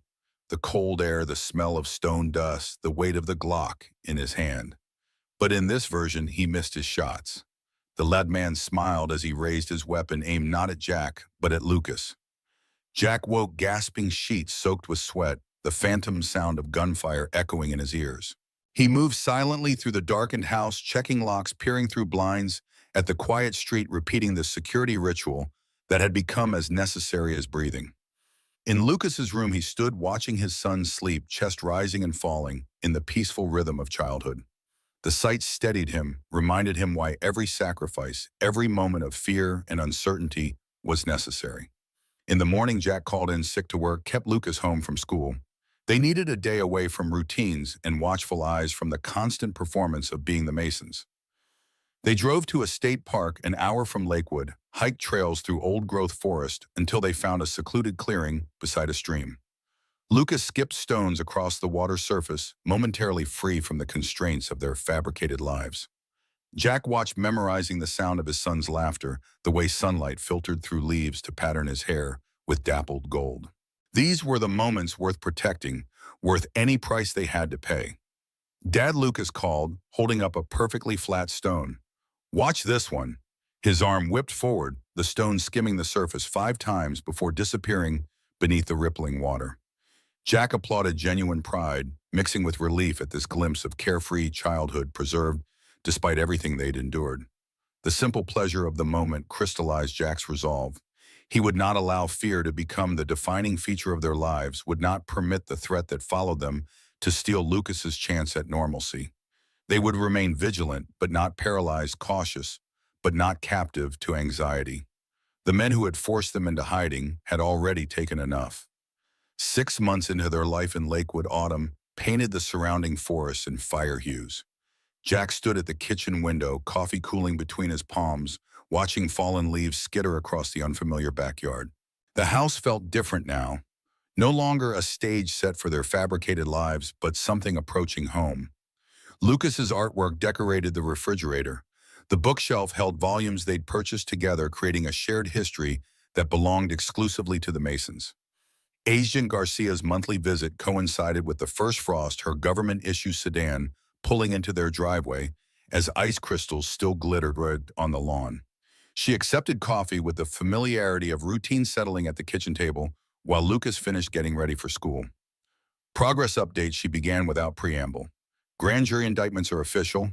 15 defendants, including 2 congressmen and Assistant Director Kent from Defense Intelligence. Jack absorbed this, measuring the news against the cost they had already paid. Timeline Garcia's expression remained professionally neutral, but Jack had learned to read the subtle tells in her posture. The first trials are scheduled for spring. 8 months minimum before your testimony would be required. Likely longer with inevitable delays. Jack calculated the math. Nearly 2 years in witness protection by the time they might see an end. Lucas would be 10 years old, having spent a quarter of his life as someone else. Lucas entered the kitchen, backpack slung over one shoulder, more confident in his movements than he'd been during those first tentative weeks. He high-fived Garcia without prompting. Their relationship had evolved from wary observation to something resembling friendly alliance. The transformation created a complicated pride in Jack, both grateful for his son's resilience and aching that such resilience had been necessary. After dropping Lucas at school, Jack drove to the construction site where he'd been working since their arrival. Physical labor provided both cover and therapy. The rhythmic exertion of framing walls and setting foundations allowed his mind respite from constant vigilance. His co-workers had accepted Christopher Mason as one of their own, a widowed father rebuilding his life through honest work, a narrative close enough to truth that he could inhabit it without conscious performance. That afternoon, Jack received an encrypted message on the secure phone he kept separate from his everyday device. Mitchell requesting video conference 8 p.m. Secure channel. Unusual for the FBI agent to bypass the established communication protocols through Garcia. Jack messaged acknowledgement while unease settled between his shoulder blades. Instinct warning that deviation from routine rarely brought good news. Lucas sensed his father's tension during dinner, picking at his food with unusual restraint. "Everything okay, Dad?" Jack forced a smile, conscious of how closely his son monitored his moods, how quickly anxiety transferred between them. "Just work stuff, foundation issues on the Anderson project." The lie came easily, another small betrayal in service of protection. After Lucas was settled with homework, Jack locked himself in the home office, initiated the secure connection through encrypted channels. Mitchell's face appeared on screen, the background suggesting he was working late, federal building lighting casting harsh shadows across tired features. His expression confirmed Jack's apprehension before words were exchanged. "We have a problem. Rebecca Wright was attacked yesterday leaving the federal building in Cincinnati." The words landed like physical blows. "Is she alive?" Mitchell nodded grimly. "Stable condition. Professional hit, single shot from approximately 600 yards. Sniper missed center mass by inches. Either they're getting sloppy or she got lucky. Either way, it changes the threat assessment for all witnesses." Jack's mind raced through tactical implications. If Division 17's remaining operatives had identified and targeted Rebecca, other witnesses, including Jack and Lucas, could be compromised as well. "We need to move again." Relocate. Mitchell's hesitation telegraphed complexity. "We're evaluating options. The breach appears isolated. Rebecca had requested modified restrictions, was living more publicly than recommended." The clarification should have provided reassurance, but Jack recognized strategic omission in Mitchell's careful phrasing. Rebecca had greater freedom because she was a civilian witness whose testimony supported but wasn't critical to the case. Jack, as direct participant and perpetrator of justified homicide against Division 17 operatives, remained high value both as witness and as potential target for retribution. "What aren't you telling me?" Jack pressed, years of operational experience detecting the gaps in intelligence sharing. Mitchell's shoulders squared slightly. "Decision made. We've identified additional surveillance in Lakewood. Different operatives from the previous team, more sophisticated, harder to detect. Our assessment is they're actively mapping patterns, not just confirming location." The confirmation of Jack's worst fears paradoxically calmed him, adrenaline channeling into focused clarity rather than panic. Options. Mitchell outlined 3: enhanced security at their current location, relocation to a higher security facility, or temporary separation. Lucas moved to maximum security, while Jack remained visible as potential bait. The third option died before full articulation, Jack's expression killing it mid-sentence. "We stay together." Mitchell nodded, unsurprised. "Then we recommend relocation, somewhere more isolated, less public exposure, hardened security." But the timing, Jack understood the unspoken concern. Lucas had finally established stability. Friends, school progress, a semblance of normal childhood. Uprooting him again would reset the psychological clock, reopening wounds that had barely begun to heal. "Give me 48 hours to consider alternatives." Mitchell agreed, scheduling another call, ending the connection with instructions to maintain normal routines while exercising heightened vigilance. Jack sat in the darkened office long after the screen went black, calculating risks against benefits, security against normalcy scenarios, spiraling through professional assessment. In Lucas's room, Jack found his son sleeping peacefully, one arm curled around a stuffed triceratops he'd won at the town's harvest festival. The simple vulnerability of childhood preserved despite everything they'd endured. Jack stood watch, mentally cataloging everything he would sacrifice to protect this small, precious life, everything he already had. Morning arrived with unwelcome clarity. Jack prepared Lucas's lunch, packed his backpack, maintained the comforting rhythm of daily routine while hyper-aware of their potential audience. Through the kitchen window, he cataloged cars lining the suburban street, noting a dark sedan parked 3 houses down. Possible surveillance, though too obvious for professionals unless intentionally so. At school drop-off, Jack scanned the perimeter with practiced efficiency, identifying potential overwatch positions, escape routes, security vulnerabilities. Lucas noticed his perceptions sharpened by shared trauma. "You're doing the thing again." Jack forced his posture to relax, his expression to soften. "What thing is that?" "The Navy SEAL thing, where your eyes get all super focused and you look at everything like it might explode."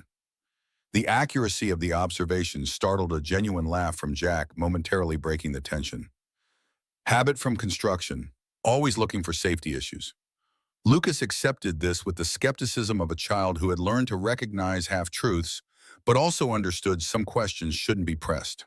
He hugged Jack quickly before exiting the car, backpack bouncing as he jogged toward the school entrance, briefly indistinguishable from any other third grader. Jack called in sick to work, using accumulated personal days that Christopher Mason had somehow acquired, along with his fabricated employment history. He spent the morning conducting counter-surveillance, driving circuitous routes through Lakewood, identifying potential observation posts, confirming his suspicions about the dark sedan. Professional operatives rotating shifts, maintaining distance, but definitely focused on the Mason residence. By afternoon, Jack had formulated 3 potential responses, each with its own risk profile. Direct confrontation would force the enemy to reveal capabilities but potentially escalate the situation beyond containment. Escape and evasion would reset their lives but traumatize Lucas further. Enhanced security in place might preserve stability, but only if the surveillance teams weren't advance work for more aggressive action. He collected Lucas from school, maintaining casual conversation about classroom activities and upcoming tests while his peripheral vision tracked a different vehicle, silver SUV, 2 occupants, maintaining consistent distance through turns. Lucas chattered about dinosaur fossils and multiplication tables, the beautiful normality of childhood academic concerns, a surreal counterpoint to the lethal chess game unfolding around them. At home, Jack initiated their rainy day protocol, a series of indoor activities they'd developed during Lakewood's wet spring. Board games, model building, movie marathon. The routine appeared normal to outside observation, while keeping Lucas safely inside without triggering his anxiety. Each window approach, each exterior door check embedded in natural movement, patterns that would appear unremarkable through surveillance equipment. After Lucas was asleep, Jack conducted a meticulous security sweep, checking existing measures while calculating potential enhancements. The house had been selected for defensibility, limited approach vectors, reinforced entry points, panic room disguised as walk-in closet in the master bedroom. Adequate against conventional threats, potentially insufficient against the specialized operators Division 17 might deploy. His secure phone vibrated at precisely 10:00 p.m. Garcia, not Mitchell, voice tight with controlled urgency. Change of plans, extraction team en route. ETA 30 minutes. Pack essentials only. Jack absorbed this with the calm efficiency of operational experience. Threat assessment, Garcia's hesitation communicated more than her words. Active hostiles identified entering Lakewood city limits 40 minutes ago. 3-vehicle convoy, minimum 6 operators based on preliminary surveillance. In Lucas's room, Jack knelt beside the bed, gently waking his son with practiced care to avoid triggering startle responses. "Hey, buddy, we need to go on a little trip." Lucas blinked into consciousness, immediately registering the tension beneath his father's controlled expression. "The bad men found us. So perceptive, so attuned to danger. 8 years old and already versed in recognizing existential threats." Jack smoothed sleep-tousled hair from his forehead. "Maybe. Probably not. But we're going to be extra careful just in case. Remember our go-bag practice?" Lucas nodded, sliding from bed with the resignation of a child who had anticipated this moment. They had drilled the procedure monthly, pack essentials 30-second limit, prioritize comfort items and necessities. Jack supervised while Lucas efficiently filled his backpack with items they had pre-selected for this scenario. Favorite t-shirts, the dinosaur, a photo album of their Mason life, the chess set they played with every Tuesday. Jack's own packing was similarly efficient. Clothing, documents, weapons. The Glock provided by the marshals remained secured in a biometric safe in his closet, accessible only to him. He removed it now, checking the magazine in action with automatic precision muscle memory from years of service, reactivating without conscious direction. 20 minutes after Garcia's call, they waited in the darkened living room, bags by the door, lights extinguished. Lucas sat close against Jack's side, small body vibrating with suppressed tension. The waiting was always hardest. Jack had learned this through multiple combat deployments, was learning it again through his son's accelerated education and survival. Anticipation stretched nerves tighter than actual danger. Imagination conjuring threats more terrible than reality usually delivered. Headlights swept across the front yard, 2 vehicles approaching with dim beams, moving with the deliberate pace of operational protocol call rather than the aggressive speed of assault.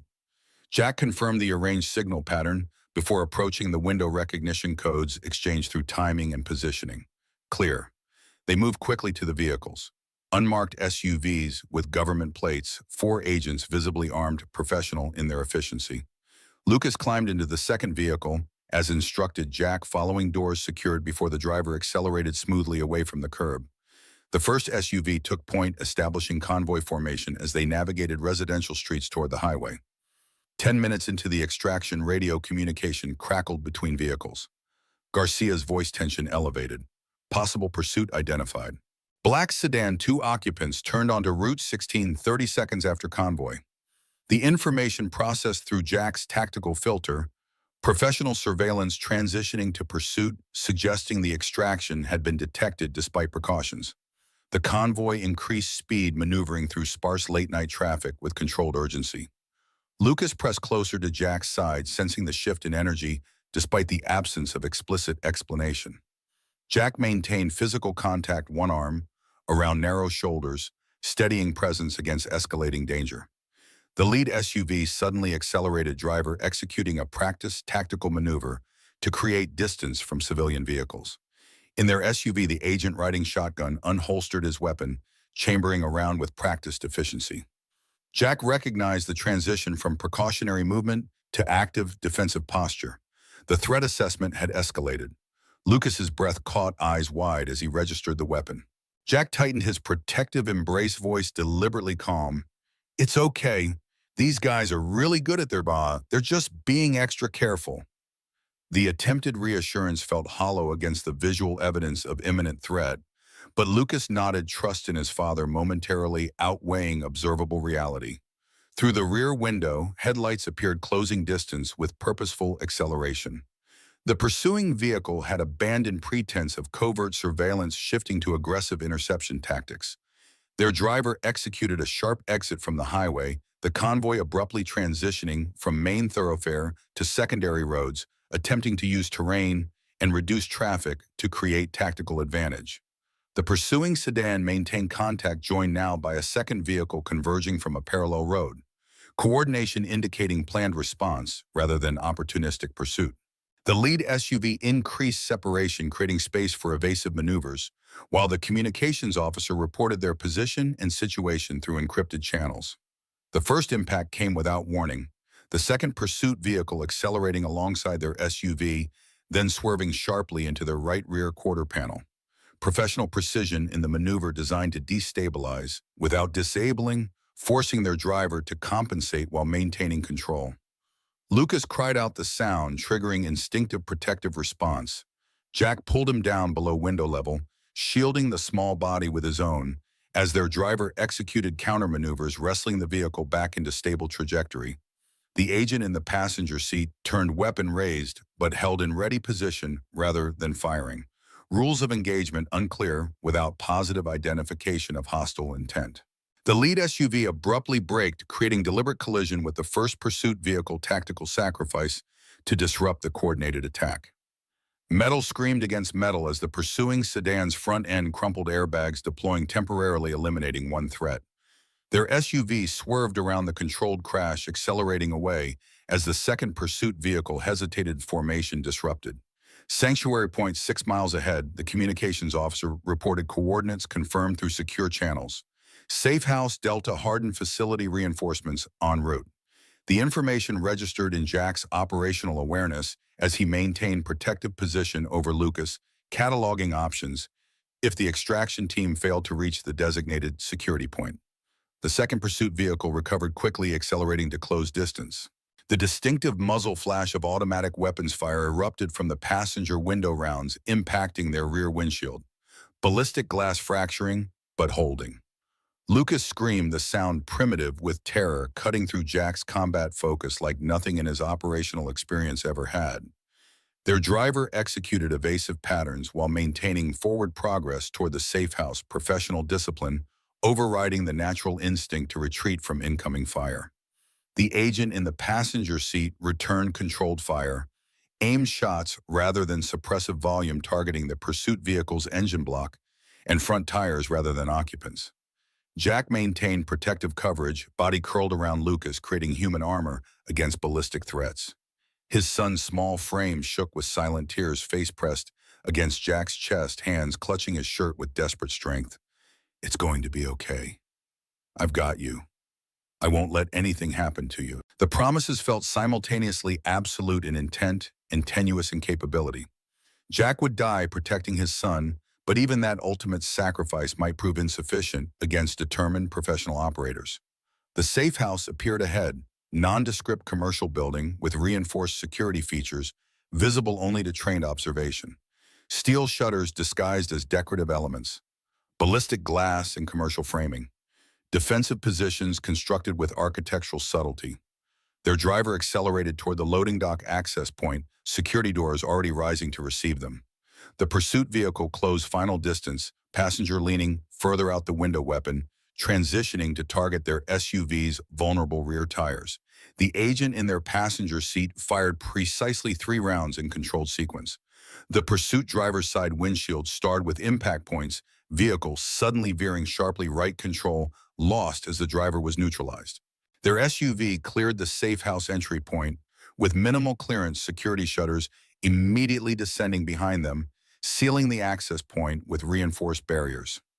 Armed personnel moved with practiced efficiency, establishing defensive perimeter medical response team, approaching the vehicle as doors opened. Jack maintained protective hold on Lucas as they exited, transitioning from vehicle to facility interior under armed escort.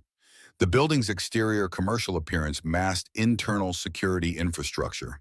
Reinforced walls, surveillance systems, multiple defensive layers between entry points and secure areas. A bunker disguised as business property, deliberately unremarkable from outside observation. Lucas clung to Jack's side as they were escorted to a windowless conference room converted for temporary shelter. Cots positioned against walls, supplies stacked in organized sections, medical equipment staged for emergency response. A female agent approached with medical kit, focusing first on Lucas' professional demeanor, softening slightly as she addressed the visibly traumatized child. "Let's make sure you're okay, young man. Just a quick check." Jack maintained physical contact as the medic conducted assessment, monitoring vital signs, checking for injuries concealed by adrenaline response. Lucas submitted to examination with the resigned compliance of a child who had learned that resistance was futile, that adult decisions would proceed regardless of his preferences. The realization twisted in Jack's chest. His son was losing normal childhood responses, adapting to crisis with premature maturity. Clean bill of health, the medic confirmed, offering Lucas a juice box from her supply kit. Small gesture of normalcy amid extraordinary circumstances. She turned professional attention to Jack, noting a laceration along his forearm, sustained during protective maneuvers without conscious registration.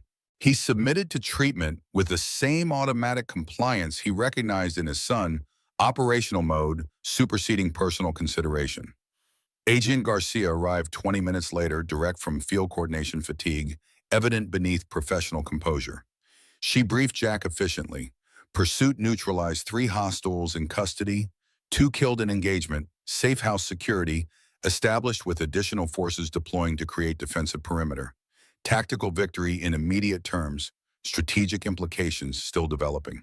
What's the long-term plan? Jack pressed voice low to avoid Lucas overhearing as the boy finally succumbed to exhaustion on a nearby cot. Garcia's expression communicated complex calculation, weighing security protocols against practical realities, organizational procedure against human factors. Higher security facility, remote location, minimal external contact until trial phase concludes. Jack absorbed the implications. Further isolation, increased restrictions, additional severance from the tenuous normality they'd established. Lucas would lose his school connections, his emerging friendships, the fragile roots he'd begun to establish. The psychological impact would be significant, compound trauma layered upon existing adaptive challenges. What about a more aggressive option? Jack suggested, operational mind-generating alternatives. Use me as the focal point. Controlled exposure, deliberate visibility. Draw them out against prepared positions. Garcia registered the suggestion without visible reaction. Professional mask firmly in place. Considered and rejected. Risk profile unacceptable, particularly regarding the minor. Lucas stirred restlessly, caught in dreams that twisted his features with distress. Jack moved immediately to his fond, gentle hand on shoulder, providing reassuring contact without fully waking him. The protective gesture highlighted the fundamental challenge, balancing operational security against psychological welfare, physical safety against emotional health. No tactical solution could fully resolve the competing priorities when an 8-year-old boy's well-being hung in the balance. Jack remained beside the cot through the night, alternating between watchful alertness in brief intervals of tactical rest, combat-conditioned sleep that maintained partial awareness of surroundings. Lucas woke several times disoriented and frightened, requiring reassurance and physical contact before returning to fitful slumber. Each time Jack provided immediate response, steady presence, against the destabilizing reality of their circumstances. Morning arrived with institutional fluorescent lighting rather than natural sunrise, the windowless facility maintaining consistent illumination without reference to external time cycles. Lucas woke, fully momentary confusion transitioning quickly to resigned recognition. Another displacement, another disruption, another loss of tentative stability. Breakfast arrived on institutional trays, nutritionally adequate, aesthetically uninspiring. Lucas picked at scrambled eggs and toast appetite, diminished by stress and uncertainty. Where are we going now? The question carried the weight of experience. A child who understood that current circumstances were temporary, that another relocation, another identity, another adaptation awaited. Jack hesitated, balancing truth against protection. Somewhere safe, somewhere we can stay until all this is over. Lucas processed this with the skepticism of repeated disappointment, learning curve accelerated by trauma. That's what you said about Lakewood. Jack had no counter-argument, no reassurance that wouldn't potentially become another broken promise. He offered what truth he could. I know. I'm sorry. I wish I could make this easier. Agent Mitchell arrived mid-morning suit showing travel wrinkles, expression grim with exhaustion and purpose. He conferred briefly with Garcia before approaching Jack, professional courtesy masking what appeared to be genuine concern. How's he holding up? Jack glanced toward Lucas, currently engaged with a tablet loaded with educational games. Attempted normalcy in surreal circumstances. He's resilient, more than he should have to be. The statement contained multitudes. Pride in his son's strength, rage at the necessity, grief for the childhood being systematically dismantled by forces beyond their control. Mitchell nodded, understanding the complex emotional terrain without requiring explicit articulation. The conversation transitioned to operational briefing, analysis of the pursuit intelligence gathered from captured operatives, revised security protocols for witness protection. The attackers were confirmed Division 17 assets operating with reduced official support but maintaining professional capabilities. Their identification of the Masons' location suggested sophisticated intelligence gathering rather than opportunistic discovery. Containment has been compromised, Mitchell acknowledged, addressing the fundamental security breach directly. We need to modify our approach. Conventional witness protection parameters are insufficient against this level of organized pursuit. The statement confirmed Jack's tactical assessment. They were facing specialized operators with training and resources that exceeded standard criminal threats. What's the alternative? Jack pressed strategic mind-generating and discarding options with automatic efficiency. Mitchell shared a tablet screen displaying facility schematics, remote location, mountainous terrain, extensive security and infrastructure. Special operations facility repurposed for high-value asset protection. Self-contained, defensible, isolated from civilian population. A fortress, Jack translated, recognizing the tactical advantages and psychological limitations of the proposed solution. Mitchell didn't dispute the characterization. The most secure option available outside military installations, completely off official records, known only to select personnel with appropriate clearance levels. They can't compromise what doesn't exist in documented form. The practical benefits were undeniable. Security parameters that would effectively eliminate external threat access, comprehensive protective measures, professional personnel with specialized training. The human cost was equally clear. Complete isolation for Lucas, removal from social development opportunities, confinement in institutional environment for indeterminate duration. How long? Jack demanded, core concern transcending tactical considerations. Mitchell's hesitation communicated uncomfortable reality. Minimum 6 months until initial trial phase. Likely 12 to 18 before proceedings conclude and threat assessment can be downgraded. Potentially 2 years of Lucas's childhood spent in glorified captivity, developing an artificial environment without normal social interactions. The magnitude of the sacrifice struck Jack with physical force. Nearly a quarter of his son's life to date, crucial developmental years. Formative experiences all conducted within security parameters rather than normal childhood contexts. The operational necessity warred with parental instinct protection, requiring damage of different kind. I need to discuss this with him. Mitchell appeared surprised by the statement, instinctive institutional response treating the child as subject rather than participant. Jack's expression hardened, non-negotiable, boundary established. He's 8 years old, not a package to be relocated without consultation. He's lost enough control over his life already. I won't take this decision away from him too. Mitchell conceded with professional grace, recognizing the moral authority of parental determination, even within security constraints. The concession shifted power dynamics subtly, acknowledging Jack's primary responsibility to his son's well-being above operational expedience, human factors prioritized over procedural efficiency. Jack approached Lucas with careful consideration, settling beside him on the utilitarian cot that had served as bed during their emergency shelter. They needed to talk about what happened and what would happen next. The words were inadequate to the conversation's gravity, but Lucas registered the significance through tone and posture, setting aside the tablet with preemptive resignation. Those men last night, they're the same kind of people from the quarry, aren't they? The insight demonstrated Lucas's developing pattern recognition, connecting current events to foundational trauma with perceptive accuracy. Jack confirmed with appropriate honesty, respecting his son's intelligence, while measuring information against emotional capacity. Yes, they work for the same people. They're trying to stop us from helping the FBI put the bad guys in jail. Lucas processed this with visible effort, young features concentrating on complex causality. So they'll keep coming after us. Jack wanted to offer false reassurance to promise absolute safety and imminent resolution. The temptation to lie warred with his commitment to age-appropriate honesty, to building trust through difficult truth rather than comforting fiction. They might. That's why Agent Mitchell wants to take us somewhere super secure, somewhere they definitely can't find us. Lucas considered this with the pragmatic assessment of a child who had adapted to extraordinary circumstances. Like a secret base, Jack smiled despite the situation's gravity, his son's resilience manifesting in capacity to frame danger within adventure narrative. Something like that, very remote, very secure. The simplification masked complex reality. Isolated facility designed for high-value protection, institutional environment with limited external contact. Essentially voluntary incarceration justified by external threat. Jack outlined basic parameters in age-appropriate terms, emphasizing security benefits while acknowledging lifestyle limitations.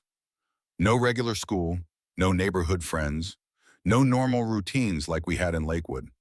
Lucas absorbed this small features showing calculation beyond his years, weighing benefits against costs with premature maturity. Would we be safe? Really safe? The question penetrated to core concern, child's perspective, cutting through tactical assessments to fundamental priority.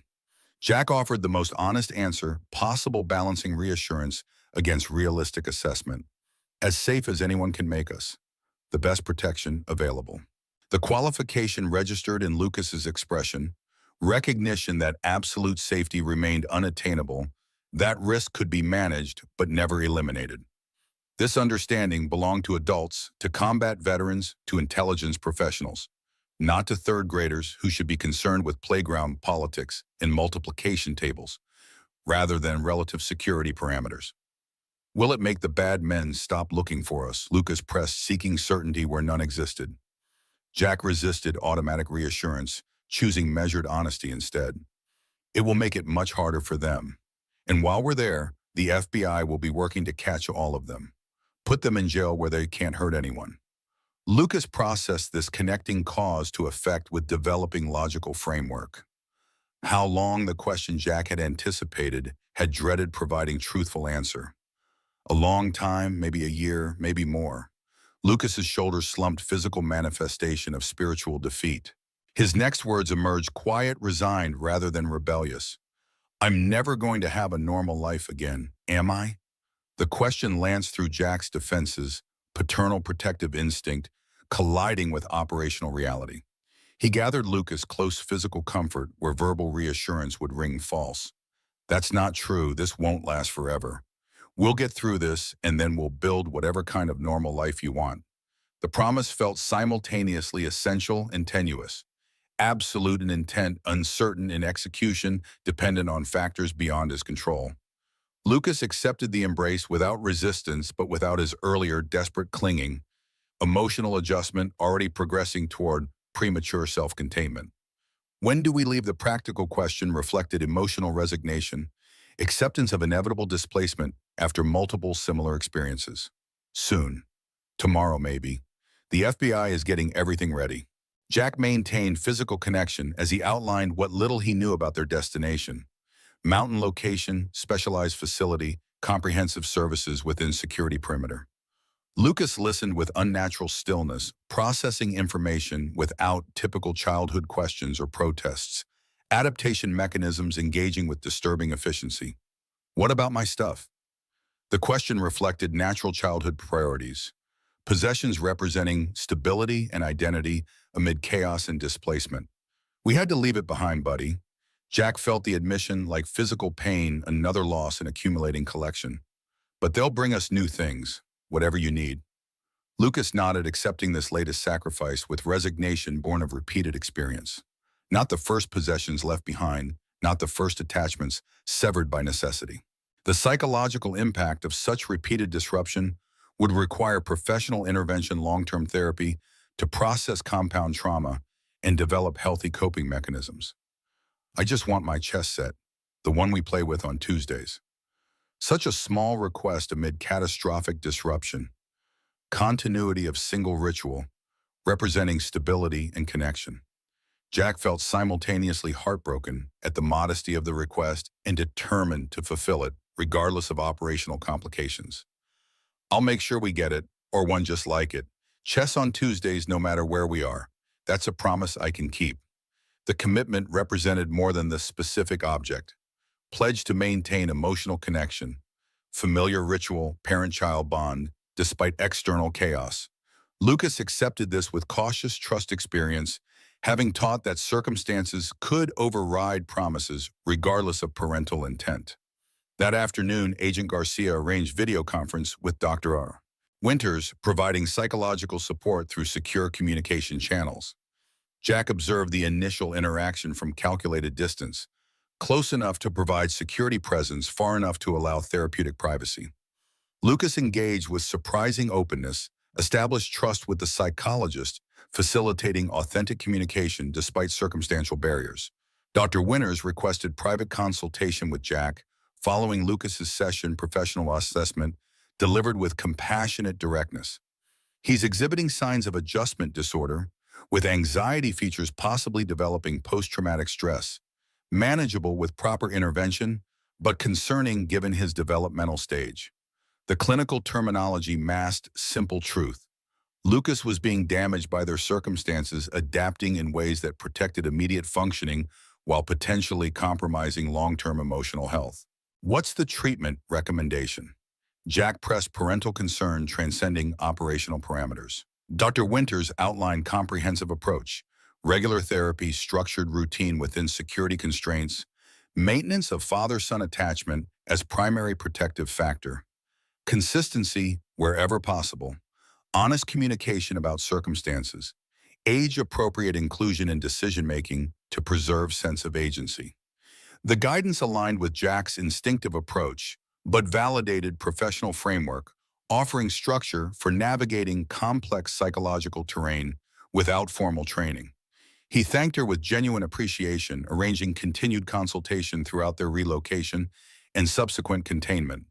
Transport to the secure facility occurred before dawn. Convoy of unmarked vehicles, circuitous route, counter-surveillance measures employed with professional thoroughness. Lucas slept through initial movement, physical exhaustion, and emotional depletion, facilitating unconsciousness despite uncomfortable circumstances. Jack maintained vigilant observation. Tactical awareness engaged despite confident security measures. The journey required 8 hours transition between vehicles occurring at predetermined intervals, final approach via helicopter to remote landing zone. Lucas watched the mountainous landscape pass beneath them with subdued interest. Natural childhood fascination with aircraft muted by contextual understanding of their purpose and destination. The facility materialized against rugged terrain, architectural design emphasizing defensive integration with natural features, structures partially embedded in mountainside, multiple security perimeters visible from approach vector, armed personnel, positioned at strategic intervals, surveillance systems covering all potential access routes. A fortress disguised as research station, government installation repurposed for specialized security application. Jack assessed defensive parameters automatically. Kill zones observation post-response protocols evident in personnel positioning. Comprehensive protection exceeding standard witness security measures appropriate to threat profile they faced. Interior spaces presented stark contrast to external fortifications. Comfortable furnishings, natural lighting where architectural design permitted deliberate efforts to create living environment rather than institutional confinement. Their assigned quarters occupied two connecting rooms, sleeping areas, small sitting space, private bathroom with standard fixtures. Institutional functionalities softened by residential details, colorful bedding area, rug, bookshelf stocked with age-appropriate reading material.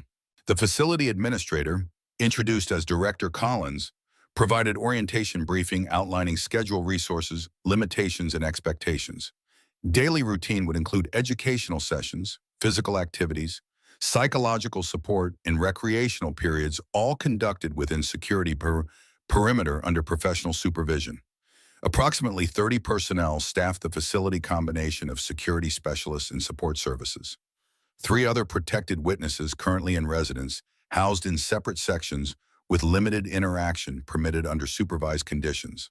A small community of displaced persons connected by circumstance rather than choice, existing in artificial environment, while external legal processes determine their eventual fate. Lucas absorbed the information with characteristic quiet observation, processing details without comment or complaint. His emotional withdrawal concerned Jack more than any explicit protest might have. Adaptation progressing toward protective detachment rather than healthy integration of experience. Their first evening is established tentative routine, dinner in small dining area, brief exploration of permitted facility sections, settling into assigned quarters with practiced efficiency. Lucas arranged his minimal possessions with careful attention, creating personal space within institutional constraints, small gestures of control amid circumstances that offered little autonomy. Night brought expected challenges, unfamiliar surroundings triggering hypervigilance. Lucas waking from nightmares that combined recent pursuit with foundational trauma. From the quarry incident, Jack responded with consistent presence, physical reassurance, verbal grounding techniques taught by Dr. Winters during preliminary consultation. Days expanded into weeks, routine establishing structure within confinement. Lucas participated in educational sessions with the facility's teacher, individualized curriculum, maintaining academic progress despite institutional constraints. Physical activity occupied scheduled periods. Indoor gymnasium, supervised outdoor recreation within innermost security perimeter, structured exercise designed to address physical development requirements. Jack integrated into facility operations where security protocols permitted applying professional skills to defensive assessment and procedural review. The activity provided purpose beyond passive protection, utilizing operational experience while maintaining primary focus on Lucas's well-being and adjustment. Communication with the outside world occurred through strictly controlled channels. Weekly updates from Agent Mitchell regarding case progression, scheduled video conferences with Dr. R. Winters for psychological support. Occasional messages from Lucas's teacher in Lakewood conveyed through multiple security filters. 1 month into their containment, Mitchell's update included significant development. Rebecca Wright had recovered sufficiently to provide formal deposition testimony recorded for trial presentation to eliminate future exposure risk. The information represented procedural progress, but highlighted extended timeline remaining before resolution. Legal machinery grinding forward with institutional pace, regardless of human costs accumulating during prolonged proceedings. Lucas adapted to facility routine with concerning efficiency, compliance replacing childhood's natural resistance observation, supplanting curiosity acceptance, substituting for protest. The adjustment facilitated daily functioning, but raised developmental concerns, premature maturity, serving immediate coping at potential expense of normal emotional progression. Jack discussed these concerns during private consultation with Dr. Winters, parental worry transcending operational parameters. He's too quiet, too accepting. It's like he's given up on normal life, resigned himself to this reality. The psychologist acknowledged the observation while providing contextual framework. Adaptive response to circumstances beyond his control. The compliance is concerning but also protective, conserving emotional resources for long-term survival rather than exhausting them in futile resistance. The assessment was professionally sound but emotionally unsatisfying. Clinical explanation failing to address fundamental wrongness of childhood shaped by institutional confinement and security protocols rather than natural development processes.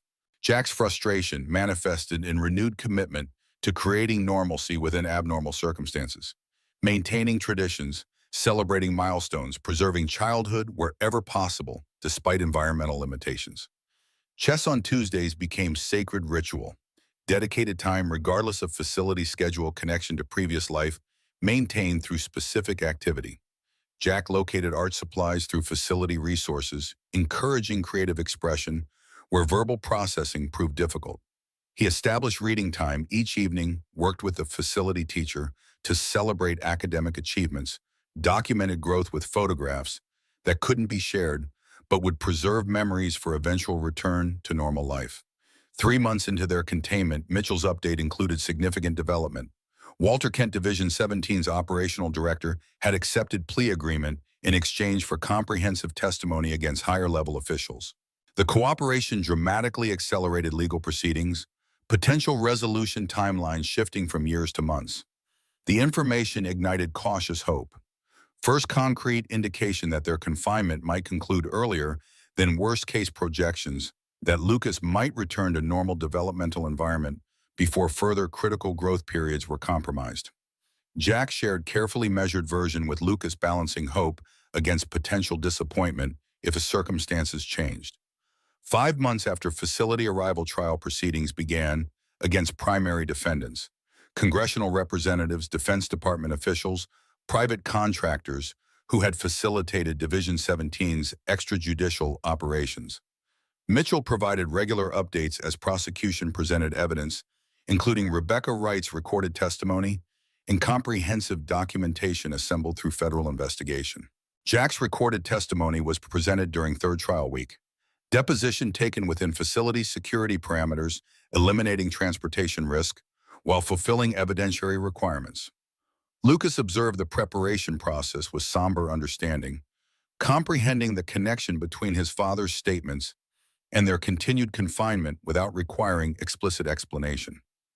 As proceedings continued, security assessments began incorporating potential resolution scenarios, graduated reduction in protection levels as threat sources were systematically neutralized through legal process.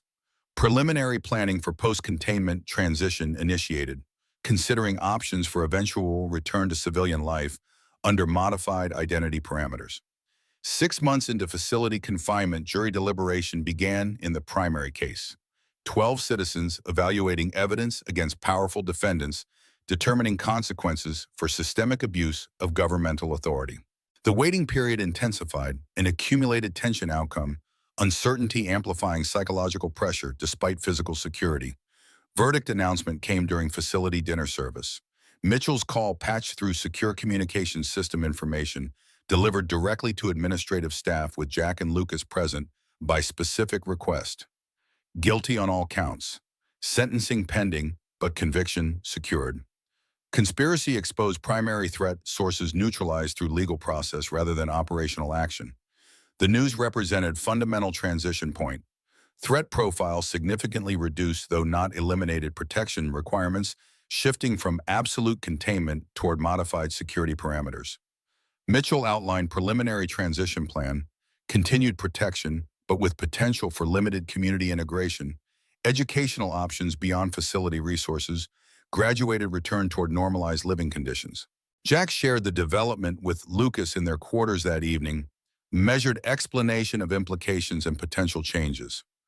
Lucas received the information with characteristic caution, experience having taught that improvements could reverse without warning That hope required careful management against disappointment's damage. Does this mean we can leave here? The question contained multitudes: desire for freedom, fear of change, uncertainty about what normal might mean after extended institutional experience. Jack balanced honesty against premature commitment, parental instinct navigating complex reality. Not right away, but soon probably. And when we do leave, we'll have more choices about where we go and what we do. The qualified response registered in Lucas's expression: cautious optimism tempered by experiential wisdom beyond his years. Will we still be Chris and Christopher Mason? Or can we be ourselves again? The question penetrated to core identity concern, whether authentic selfhood could be reclaimed after extended performance of manufactured identity. Jack considered carefully weighing security implications against psychological impact. That depends on a lot of things. But eventually, yes, I think we can be ourselves again. Lucas absorbed this processing complex future potential with remarkable comprehension. I'm not sure I remember how to be Lucas Reeves anymore. The admission struck Jack with physical force, fundamental identity disruption, expressed with child's directness, complex psychological impact distilled to essential truth. His response emerged from parental core rather than tactical calculation. You're still Lucas Reeves. You've always been no matter what name we've used. And I've always been your dad no matter what anyone called me. The affirmation represented absolute truth amid circumstantial compromise, core identity maintained beneath necessary adaptations, fundamental relationship preserved despite external pressures. Lucas accepted this with visible emotional response. First tears in months breaking through adaptive detachment, genuine connection, penetrating protective withdrawal. Jack gathered him close, physical comfort transcending verbal reassurance, shared vulnerability, creating space for authentic emotion rather than performed composure. It's okay to be confused, to be scared about what happens next. I am too, sometimes. But we'll figure it out together just like we've figured out everything else. The moment marked transition point, from survival orientation toward recovery, perspective, from endurance toward healing, from passive acceptance toward active participation in determining their future. The path ahead remained complex with numerous challenges and uncertain timeline, but fundamental shift had occurred in their orientation toward that future. 1 month after verdict announcement, Mitchell presented comprehensive transition plan, relocation to moderate security housing in small Montana community, continued protection at reduced intensity, gradual integration into civilian environment with professional support throughout adjustment process. The proposal balanced security requirements against psychological needs, particularly Lucas's developmental considerations after extended institutional confinement. The plan included options for eventual identity resolution, potential return to original names following complete threat neutralization through sentencing, and incarceration of all primary actors or permanent maintenance of Mason identities with modified background parameters, allowing greater authenticity while preserving security. Jack discussed the possibilities with Lucas, age-appropriate explanation of choices and implications, genuine inclusion in decision-making process. The conversation represented significant departure from previous necessity-driven relocations, options rather than imperatives, choices rather than commands, agency rather than compliance. Montana transition occurred during early spring mountain landscape emerging from winter dormancy as they emerged from institutional confinement. Their new residents balanced security with normalcy, standard home with enhanced protective measures, regular community interaction with prudent precautions, graduated return to conventional living patterns. Lucas entered local school with appropriate support, educational assessment determining optimal placement, psychological resources addressing transition.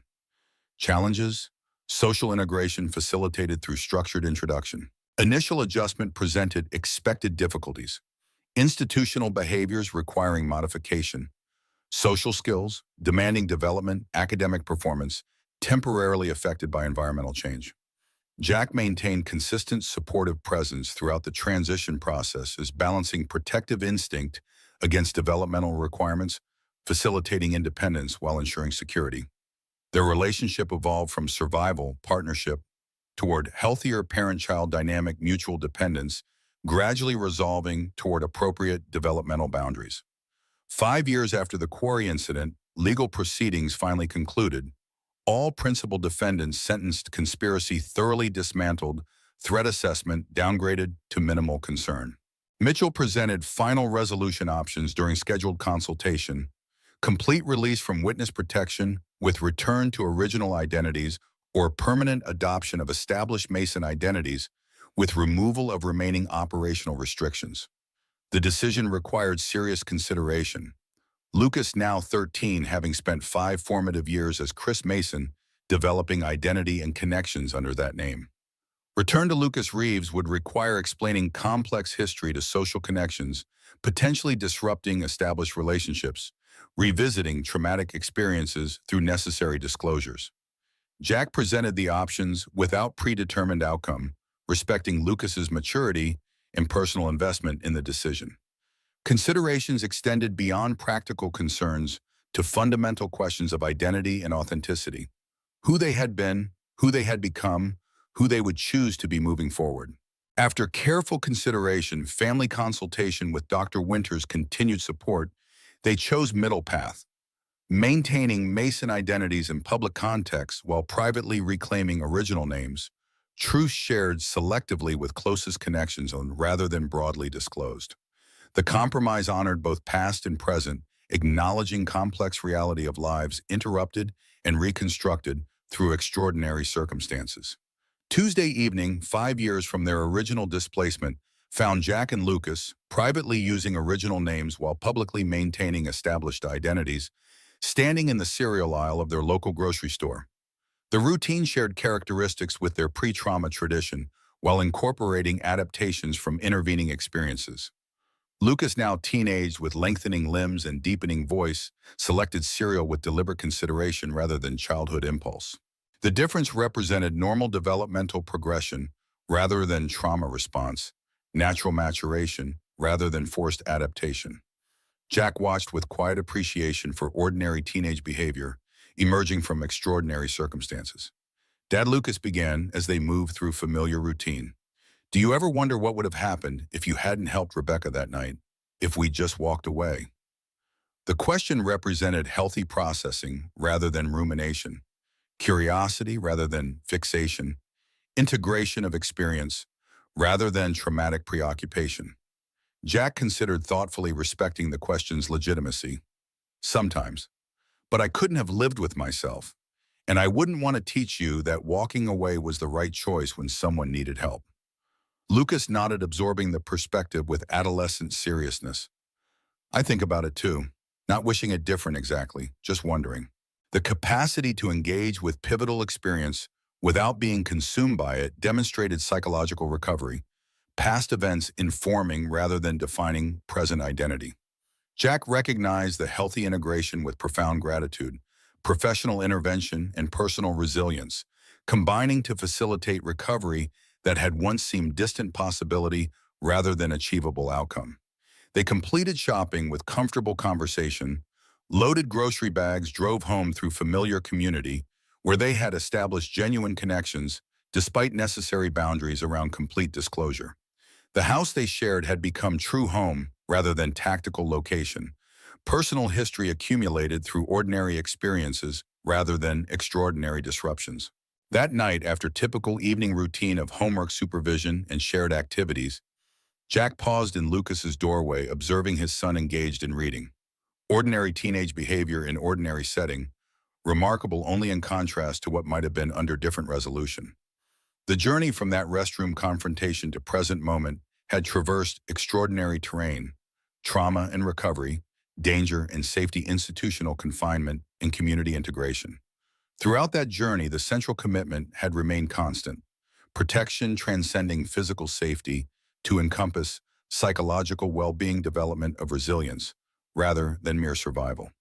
Jack Reeves had promised Rachel to teach their son bravery rather than fearlessness, commitment fulfilled through circumstances neither could have anticipated. Lucas had learned courage through direct experience, resilience through necessity, strength through adversity, navigated with appropriate support rather than isolation. The lessons came at significant cost, childhood partially sacrificed to extraordinary circumstances, normal development interrupted by necessary adaptations.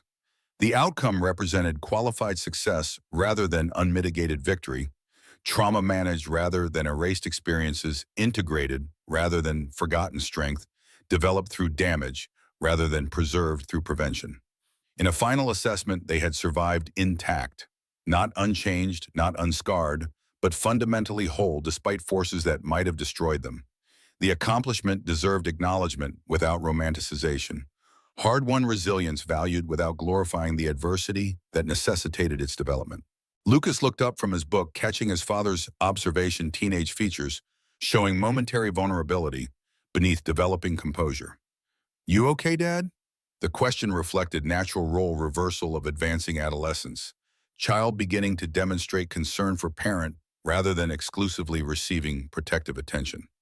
Jack smiled, genuine emotion breaking through habitual vigilance. "I'm good, buddy, just thinking about how far we've come." Lucas returned the smile with adolescent self-consciousness, authentic connection, penetrating age-appropriate reserve. "Yeah, we did pretty good considering everything." The understated assessment contained profound truth, quiet acknowledgement of extraordinary journey navigated without surrender to circumstances that might have broken lesser spirits. Jack nodded, accepting the evaluation with equal measure of pride and humility. "That's one way to put it. I'd say we did better than good. We did what mattered. We stayed together, stayed ourselves underneath everything else." Lucas considered this thoughtfulness reflecting developing maturity. Even when we had different names, we were still us. The observation demonstrated fundamental resilience, core identity maintained despite external pressures, authentic selfhood preserved beneath necessary adaptations. Jack confirmed with conviction, born of shared experience rather than theoretical assertion. Always. No matter what happened around us or what anyone called us. The truth represented ultimate victory against forces that had sought to destroy them. Physical survival, achieved psychological integrity, maintained relationship preserved and strengthened rather than damaged through trauma. The accomplishment transcended tactical success to achieve strategic triumph, not merely surviving danger, but emerging from adversity with essential humanity intact.